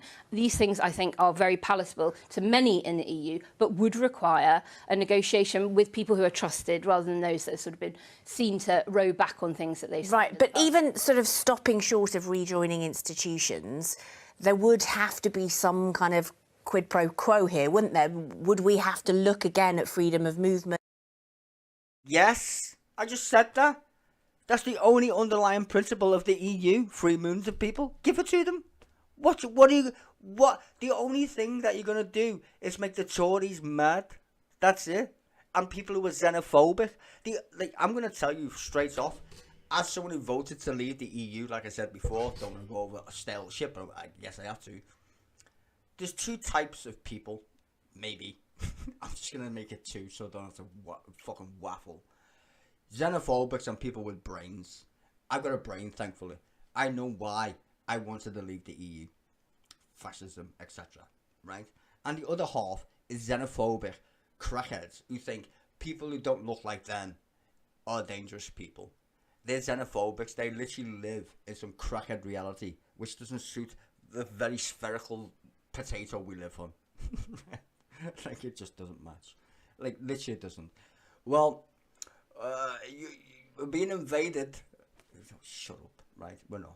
Anyway, if you literally said to the EU, here's the deal, you can't refuse.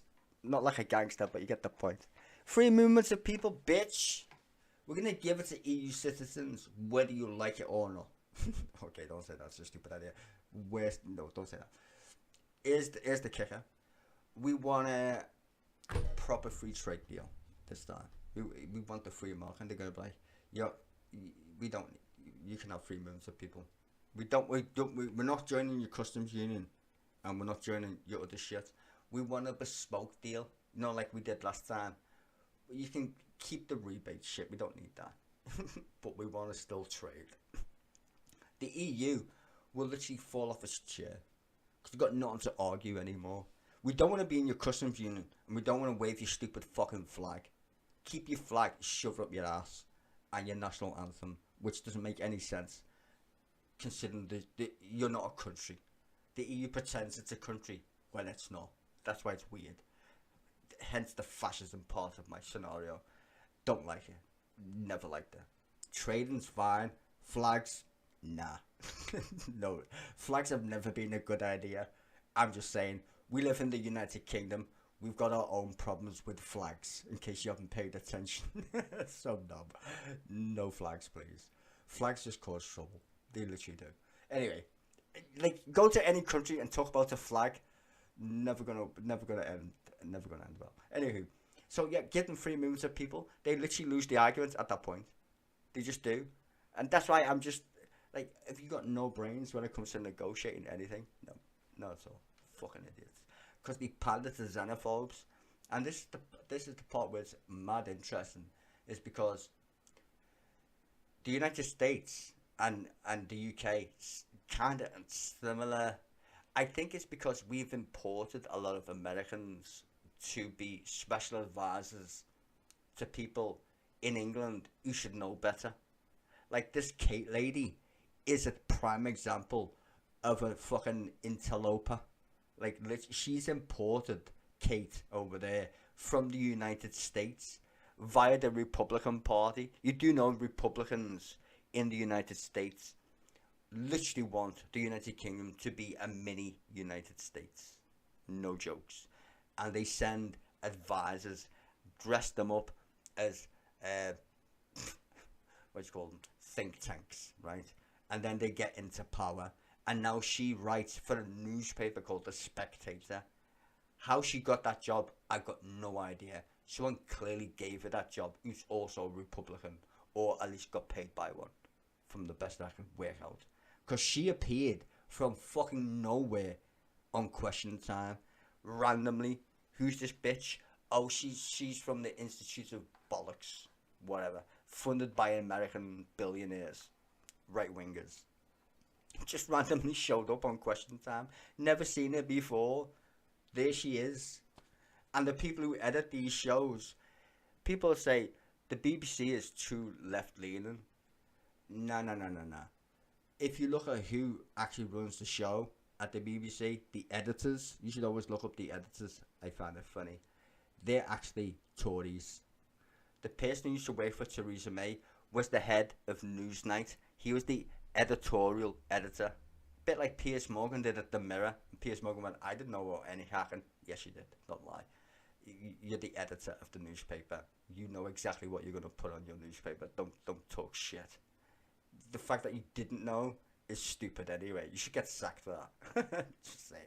Right? That's why he fucked off to America. And then people in America hated Piers Morgan. He fucked off back here.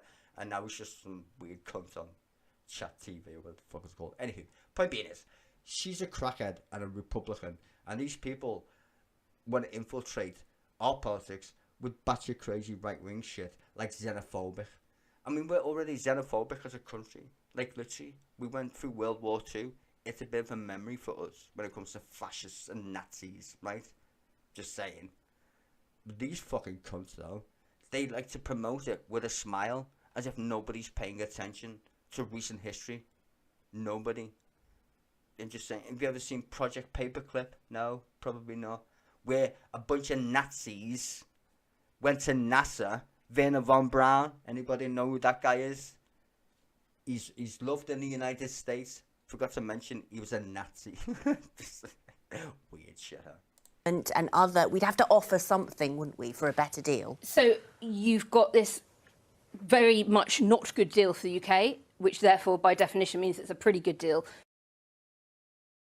The sad part is no one's willing to say the very truth, which we need people.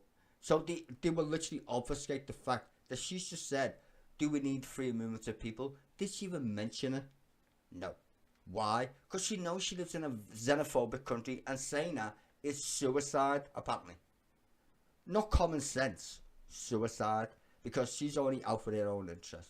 Clearly doesn't give a fuck about the economy, or pensions for that matter. She would rather sit there and say, well, it's going to cost us, we need to massage the EU. Shut up. Fucking jokers. For Europe. So yes, what is in it for Europe? And there are things. So when you look at things like a reciprocal youth mobility scheme, the UK has them in place with other countries around the world already. When you poll that in the UK and in Europe, it's incredibly popular, allowing those under 35 to have visa-free access across. Because it's common sense. I mean, duh.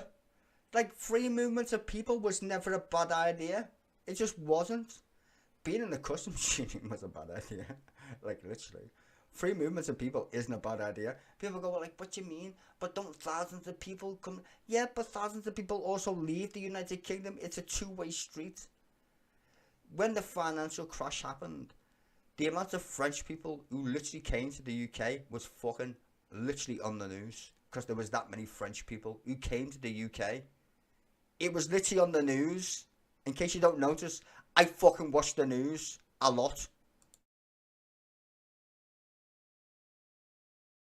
Europe and the UK, I think, would be very, very encouraging noises to be making to Brussels in exchange for some of the things that the UK might want, like beneficial alignment, like veterinary agreements, etc. So and I our think security as well. That's why Keir Starmer was talking to security. Europol, because we have the best security services in the world, and everybody wants to know what we're up to, and that's the sort of thing we've got to be making sure we're talking about. Kate. I wouldn't describe Keir Starmer or Rishi Sunak as a bad faith actor going to the European Union, and both have very clearly ruled out in different ways the idea of trying to opt back in.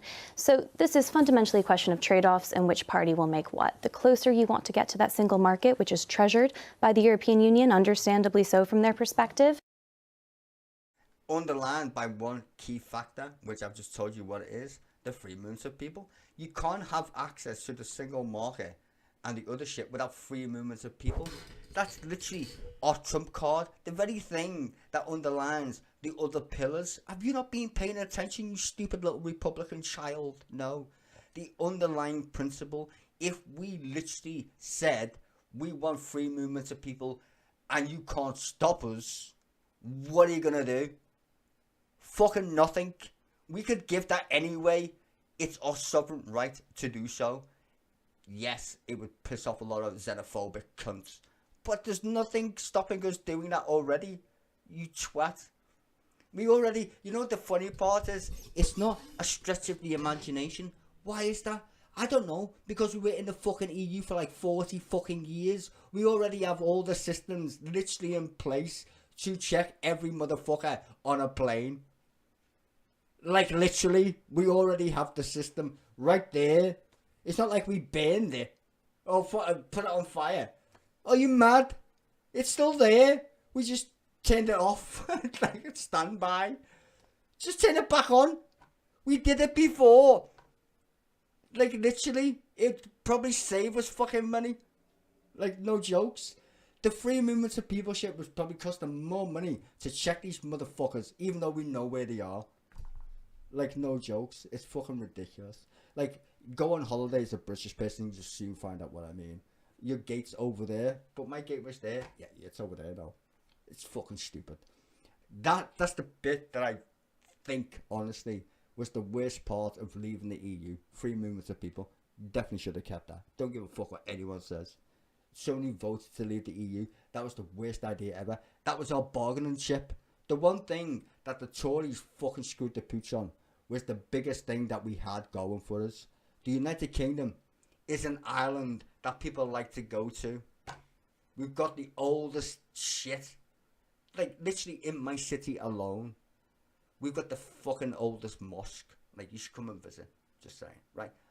Just oldest Chinatown, very small, but it's the oldest one, right? I mean, there's loads of weird shit you can visit in the UK, right? But people like us anyway. Why? We speak English and we got a sense of fucking humour. Some of us, not all, right?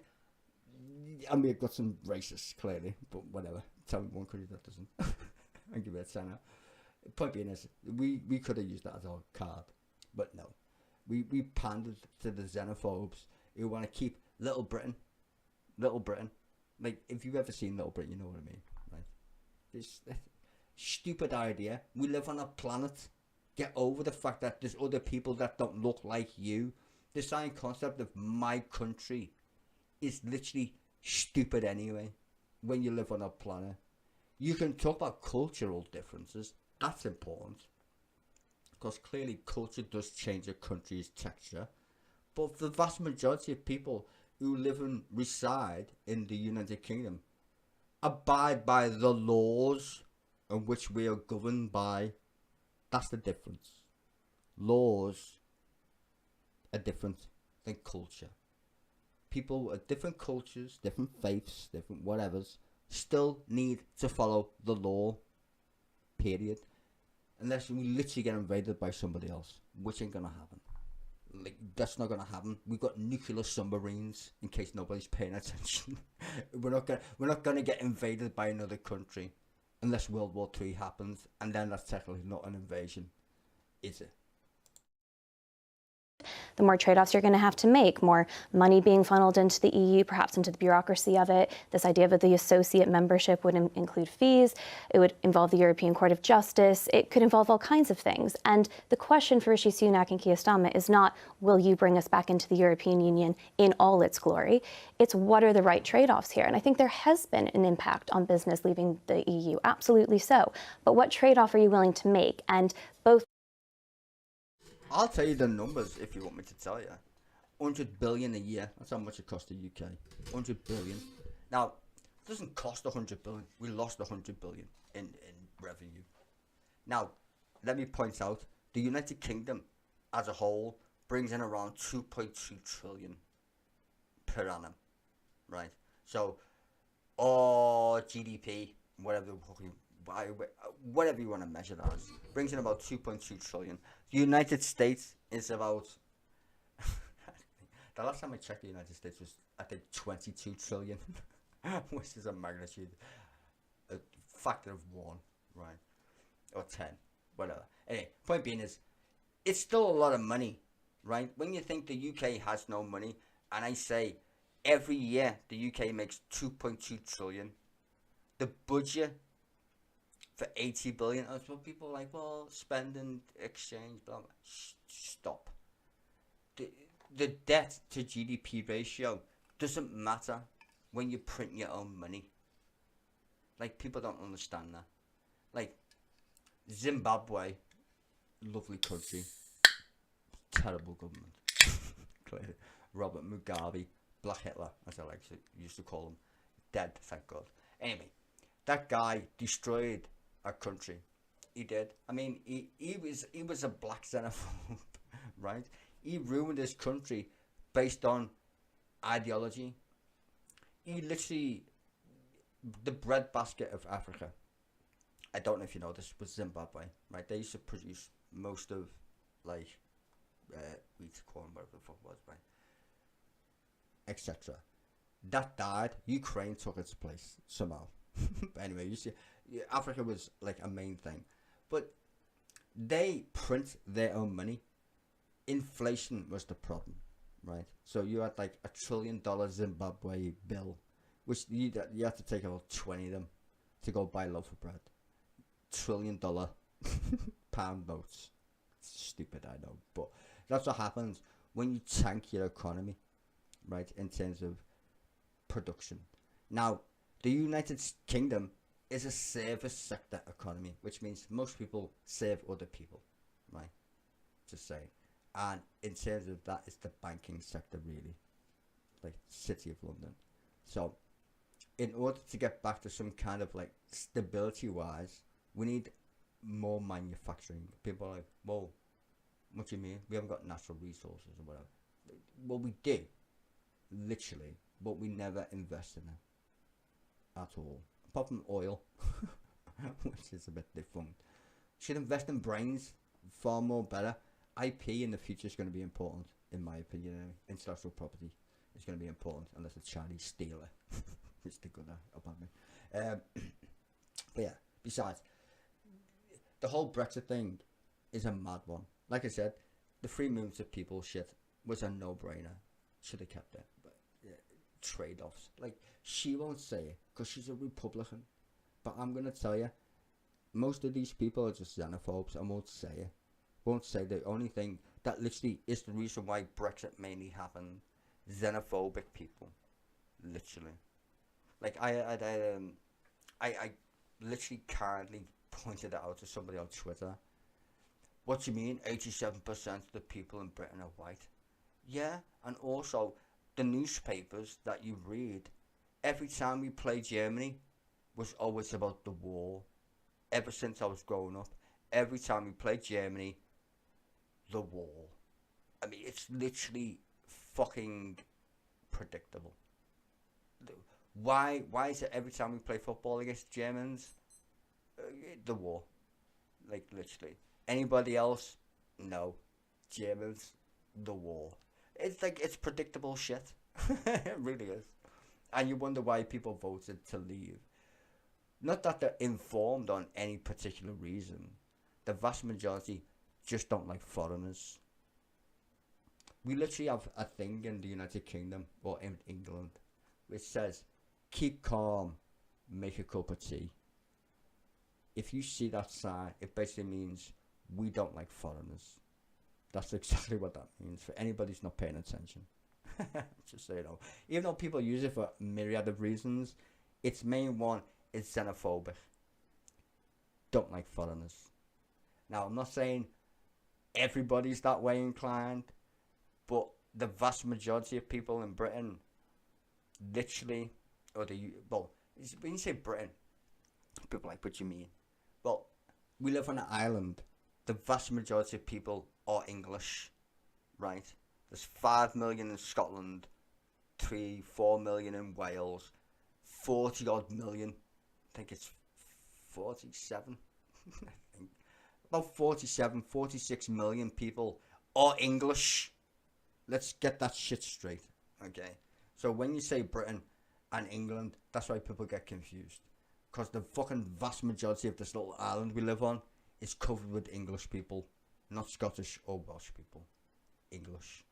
So good luck for Scotland when you have independence, because we're your biggest import. The people you hate. Just saying. I already lost on some people. Leaders are going to have to be very clear about that going into a general election, and the public will decide if what they're offering still means Brexit. Angela, there are those in your party who would argue that it was Rishi Sunak who started on this course of this kind of warming the Windsor framework, being a little bit more flexible. He started it. Well, I'm quite surprised at some of the comments that I've heard around the table, because Rishi Sunak has definitely proved as Prime Minister that he has got exceptional relationships with his counterparts in other countries. And we wouldn't have the Windsor framework had he not worked so cooperatively. I think, you know, we get leaders of opposition parties going and meeting foreign counterparts. Ed Miliband did it. It didn't work out so well for him. But, you know, what is Sir Keir? Newspapers made sure that read Ed. I mean, do you honestly think our newspapers are enthralled at the fact that we're going to have a Labour government? Are you mad? Are you mad?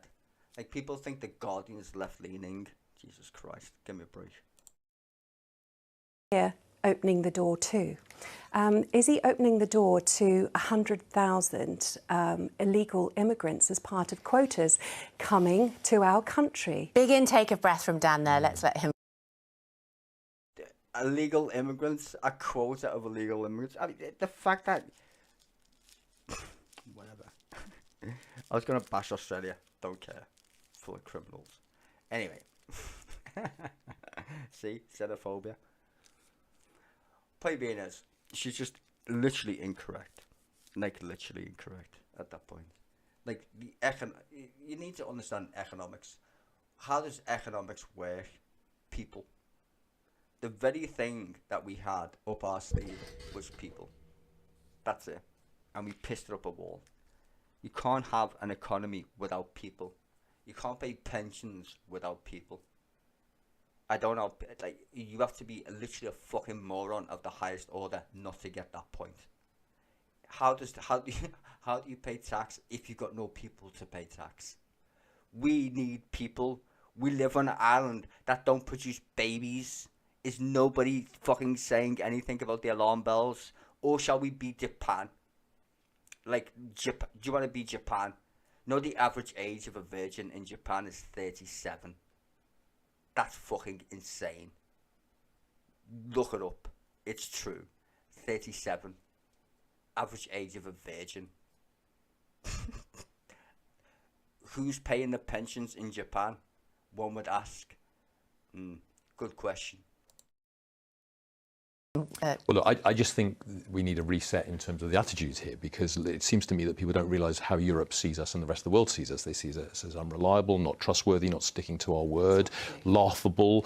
I'm totally amazed by the analysis, your analysis of how Rishi Sunak's seen. Typical Labour talking our country down. That is not how we are seen in the world at all. Well, look,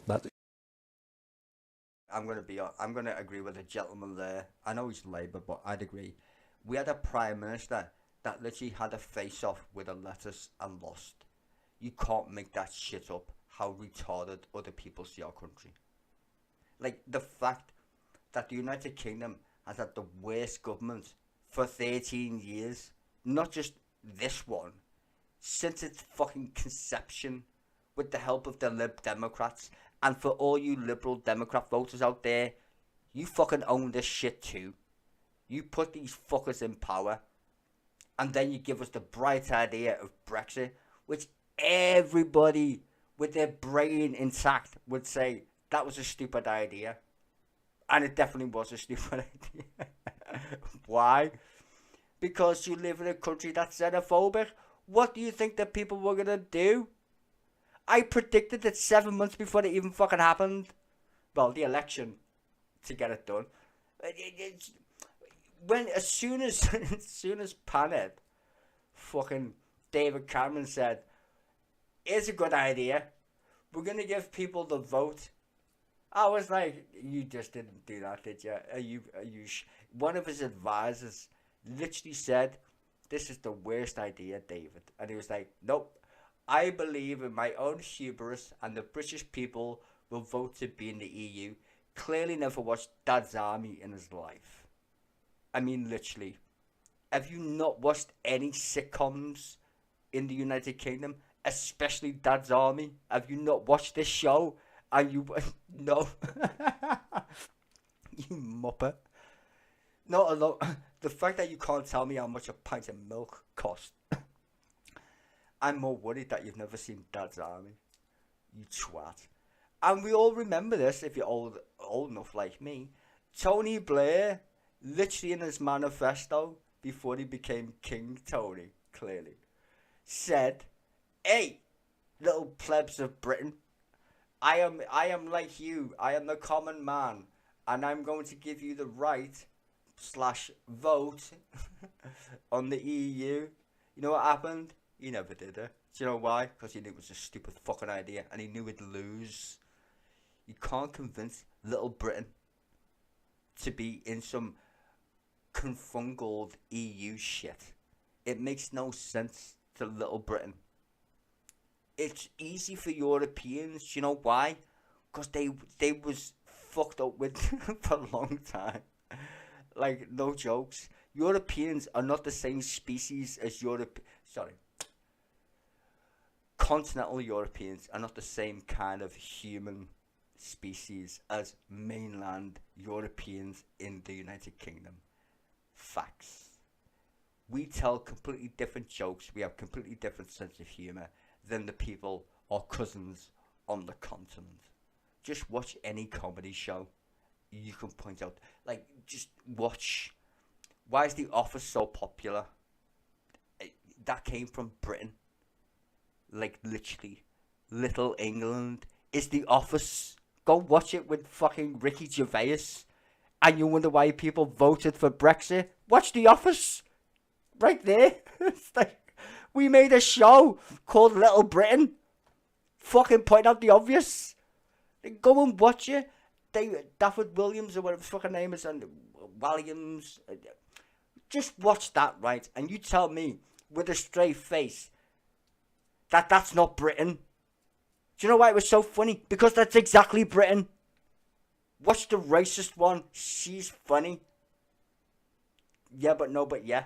It's so bang on the money.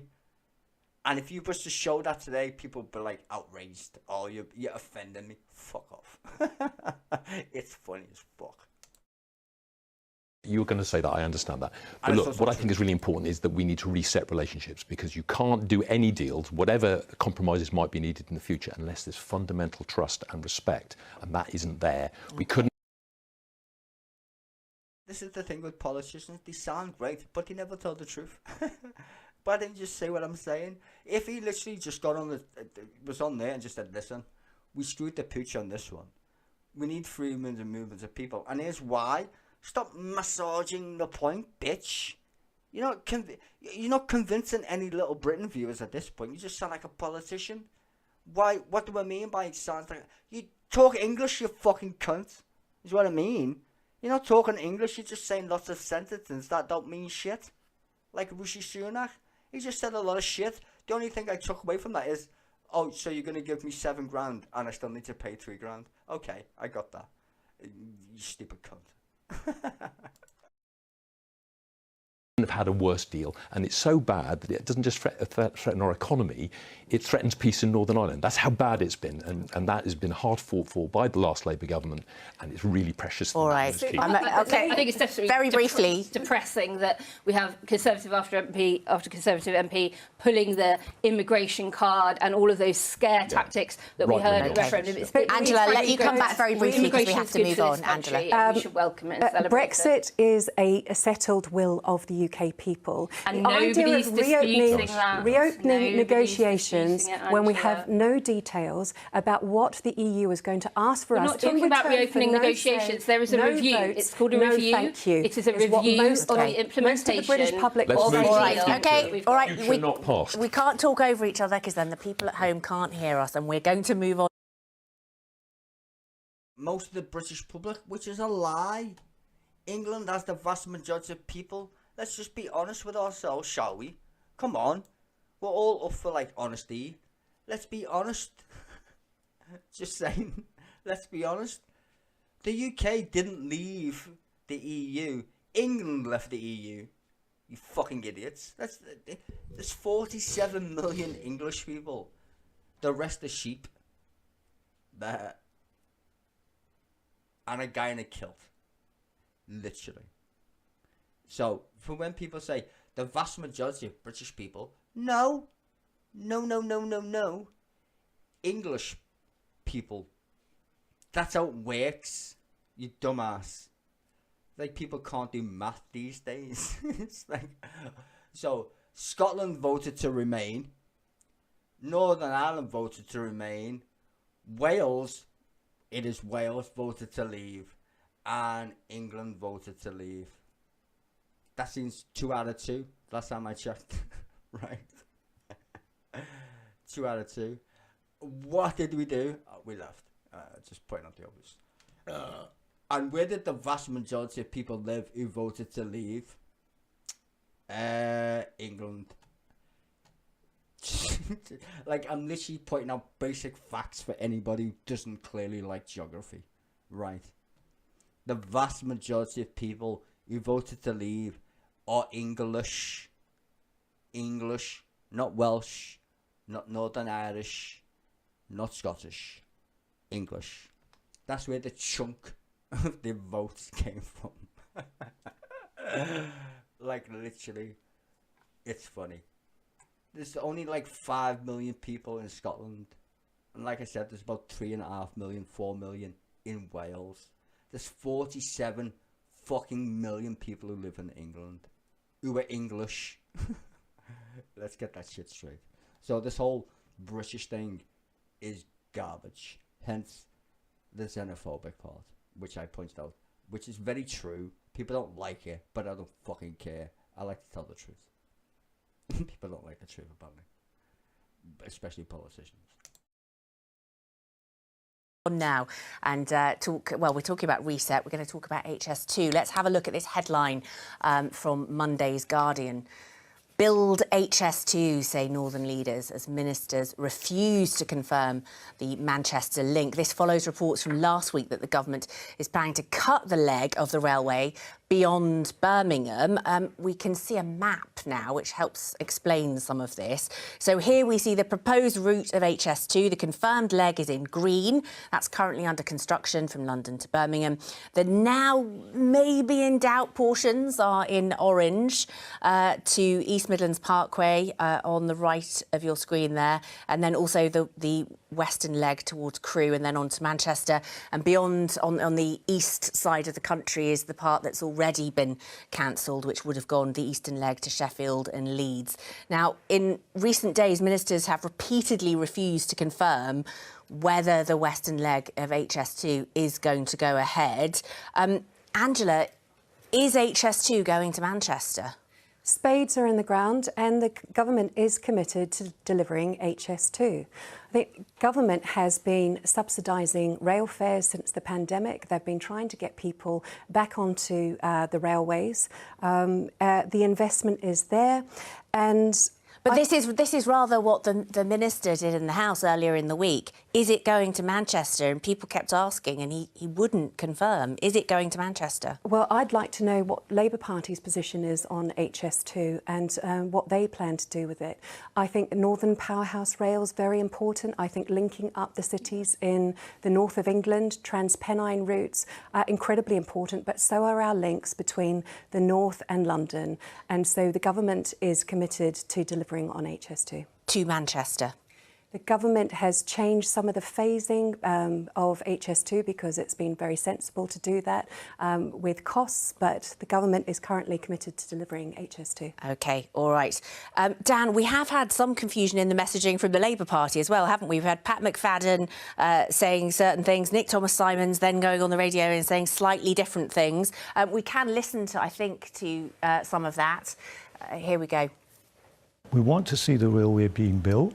But we've also, like everything else, got to look at the costs. We'll build HS2 in full, and we will build Northern Powerhouse Rail in full. So it's both to Manchester and indeed the eastern leg that you have referred to Leeds. I wouldn't be a very responsible Shadow Treasury Minister if I didn't look at the final costs and if I didn't make sure that the taxpayer was getting have you said that to final Nick value Thomas? for money. Have you said that to Nick Thomas-Symonds? Because he said it's going to happen in full. Well, maybe he knows something I don't know, but I want to see the full costs. Well, there you go. Dan, is it going to Leeds? I mean, there's more confusion there. That leg had already been cancelled. Are Labour building it to Leeds? Well, what we need to remember is the high-speed link between London and the north was a Labour idea, which the Tories took on, and I'm pleased that they tried to do that. But what we've ended up with is rather getting from central London all the way up to the north, we've got from outside London, actually, or the edge of London, to Birmingham. So that's not any degree of success whatsoever, and it's very important because there's economic benefits and all the rest of it. Okay. However, what I'd say is it is our intention to connect the north with London on a high-speed rail system, but we are going to have to look at the cost because I just think all the things we're hearing about, we were discussing earlier about the environment and changes there, and then the stalling on the railways. I think the country's getting pretty That sounds like you're in the Pat McFadden camp, which is sort of, we are doing it, but at an indeterminate point in the future. The Pat McFadden camp is a very sensible one. What he's saying is we need to look at the books, and we know about this because obviously we were in government for a long time, and we knew when you come into government, you've got to check that there really is the money to spend in the way that you want. And it won't be long now. We'll have a general election. We'll hear what people have decided in that election. And when we've seen the books, we'll be able to give you very clear answers. Kate, you're in there. Nobody wants to commit to this project because it is astronomically expensive and it's going to be out of date by the time it comes online. HS2 was a bad idea to begin with. It's the kind of grandstanding project that governments love to promise because they'll never actually have to lead to the delivery. It was supposed to be £33 billion when it was announced. It's on track to be upwards of £100 billion. I think the current estimate is around £90 billion. And I fear that the sunk costs that have already gone into this are going to lead politicians to keep pushing ahead with it. We should redirect just a fraction of that money to real capital investment in rail, in infrastructure, in roads, in schools. I mean, huge swathes of the country have already been dug up. It's pretty much built. And there's clear evidence from business We have a lot more money to go that we're going to completely waste on this out-of-date project. The part that Kate is right on is that billions that have already been spent. OK, look, we have had a decade plus of lost growth. We've got billions sunk into this thing that may now not do what it set out to achieve to do. Any notion that this government can be trusted with the public purse has been completely shot to bits. And we can link this back to the previous story we were talking about, those net zero targets. What you have with rail infrastructure and high speed, you have to look at it in the round as the network. What high speed connection between cities can do is relieve pressure from the domestic lines. Okay. When they can be freed up, more people can get out of their cars and travel on the train. I very quickly want to get to Dan's buses. Quickly, this headline: Metro Mayor denies free Bristol birthday bus travel is a gimmick. Dan, you've literally got 20 seconds. I've got 20 seconds to tell everybody that tell us what it is. In the month of your birthday, you have free travel. Anywhere on the network, over 500 square miles, any time of the day that buses are running. Of course, you can use them as often as you want.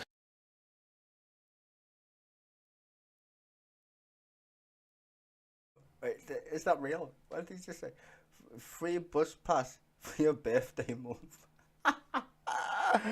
Oh my god, what the fuck? This country is retarded on so many levels. Oh my days. It's my birthday. It's my birthday. I want to just shut up. Like, you understand why? Like, the British political system is comedy gold. I'm not gonna lie, it's fucking hilarious. Like, you can't make it up. On what planet did someone come in on her birthday and go, "I've got a great idea. let's give everybody free travel on your birthday, so I can't have it any other day"? Nope. Are you gonna pay for that? Well, we statistically worked it out. Shut up. It's ridiculous. It's not a gimmick. It's just like, if you literally think about it, if you literally think about that, it's so fucking dumb. Not that it's the fact that why on birthday months? So do we have to sign up for that then? So I'm gonna tell you my birthday. You're gonna give me a pass for a month. What? Okay, shut up. And everybody. So I don't even know how that works. My brain is just fucking toast. Like, what the hell? No, just stop with the madness already, please. And you wonder why people don't like politics? Like, infuriating. I've got better things to worry about. Dude, you can get a free bus pass for your birthday. Fucking comical. 20 seconds left. What? Okay. And the idea is behaviour change, because if people can use it. Yeah, we're going to notice every star sign who gets a bus pass, apparently. Because, what? Imagine, oh my god. Oh, fuck my life. Everybody born in a certain month, don't they have star signs or some shit? You'll be able to go, that's a Gemini, that's a Taurus, Libra. Clearly they don't get on buses or whatever. So I'm sorry, I'm just random. I'm randomly naming star signs at this point, but it's gonna be funny to see what star sign literally likes public travel. Stupidest idea I've ever heard in my life. Just make it free for everybody. Are you mad? What? Well, aren't we gonna pay the bus drivers tax? It's normally how we pay for shit, isn't it? Instead of, I don't know, pissing it up a wall. For a month, I think they'll find that the buses in our region are fantastic. Angela, yes or no? Bring it in everywhere. No. How many people have a birthday? How much is this going to cost? Could that be better spent? That's what I was thinking, like, on what planet?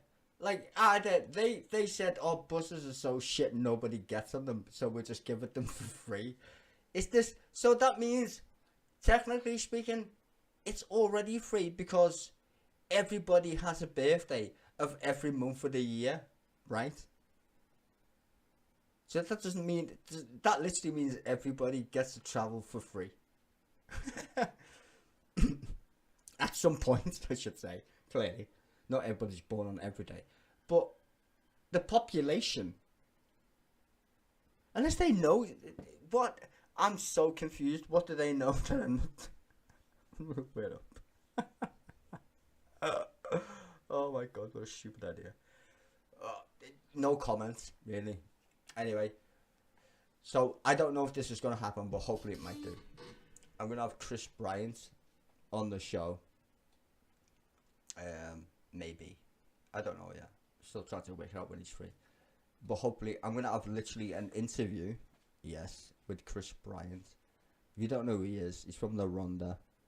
He used to be on the select committee for standards. And then he recused himself. And then Harry Harman took over. The person who kiboshed Boris Johnson, basically. Just saying. So you never know. It might happen. I'm not saying it's 100%, but it's more than likely. And it'd be nice to get a politician on the show, because I've been doing this for a fucking while. It'd be nice to get somebody on it. Anyway, just wanted to let you know. In the side chat, you're thinking, who's Rhonda Bryant? Chris Bryant, his name is. Let's see, shall we? He's going to be a brave man anyway if he wants to go against me. literally. Anywho, I'm going to try and get more guests on the shows, actually. I'll give you a guest show instead of just me streaming politics. And don't worry, I'll watch my P's and Q's. I'll try my best anyway. That's it for today. I'm going to change the title because there's no PMQs today, actually. Someone reminded me very early on that's conference season. Fucking totally forgot that. They've only just got back and now they're fucking off again for conference. Cheeky bastards. MPs. We don't earn enough money. Trumps. You know what? These twats get paid by the BBC to show on, like show up. So I want you to know your TV license just paid this trollop 250 quid. That muppet who came up with the idea of fucking birthdays, 250 quid. Each guest gets paid 250 quid of your money. Fucking hell, they should have Prince Charles on for fuck's sake. He's cheaper. He only costs 57 pence. Anyway, hopefully I'll be back with well, I will be back with more shows anyway. Oh, by the way, question time's on tomorrow. Whoop-de-doo. Probably gonna have Kate on that show since she's been on the BBC. Someone's hired her for some fucking strange reason. By the way, question time's on tomorrow. I will be back for the last Politics Live of the week. People are like, where was you last week? Don't care.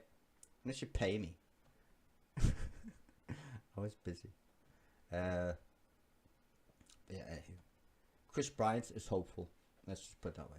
That's what he's got to say anyway. He wants to talk about politicians, which should be interesting. Anywho, hope you all have a lovely day or evening wherever you are in Blighty. And if you're abroad, I don't know what time it is, clearly. I don't know. Anyway, enjoy whatever time zone you're living in, and I will see you all tomorrow.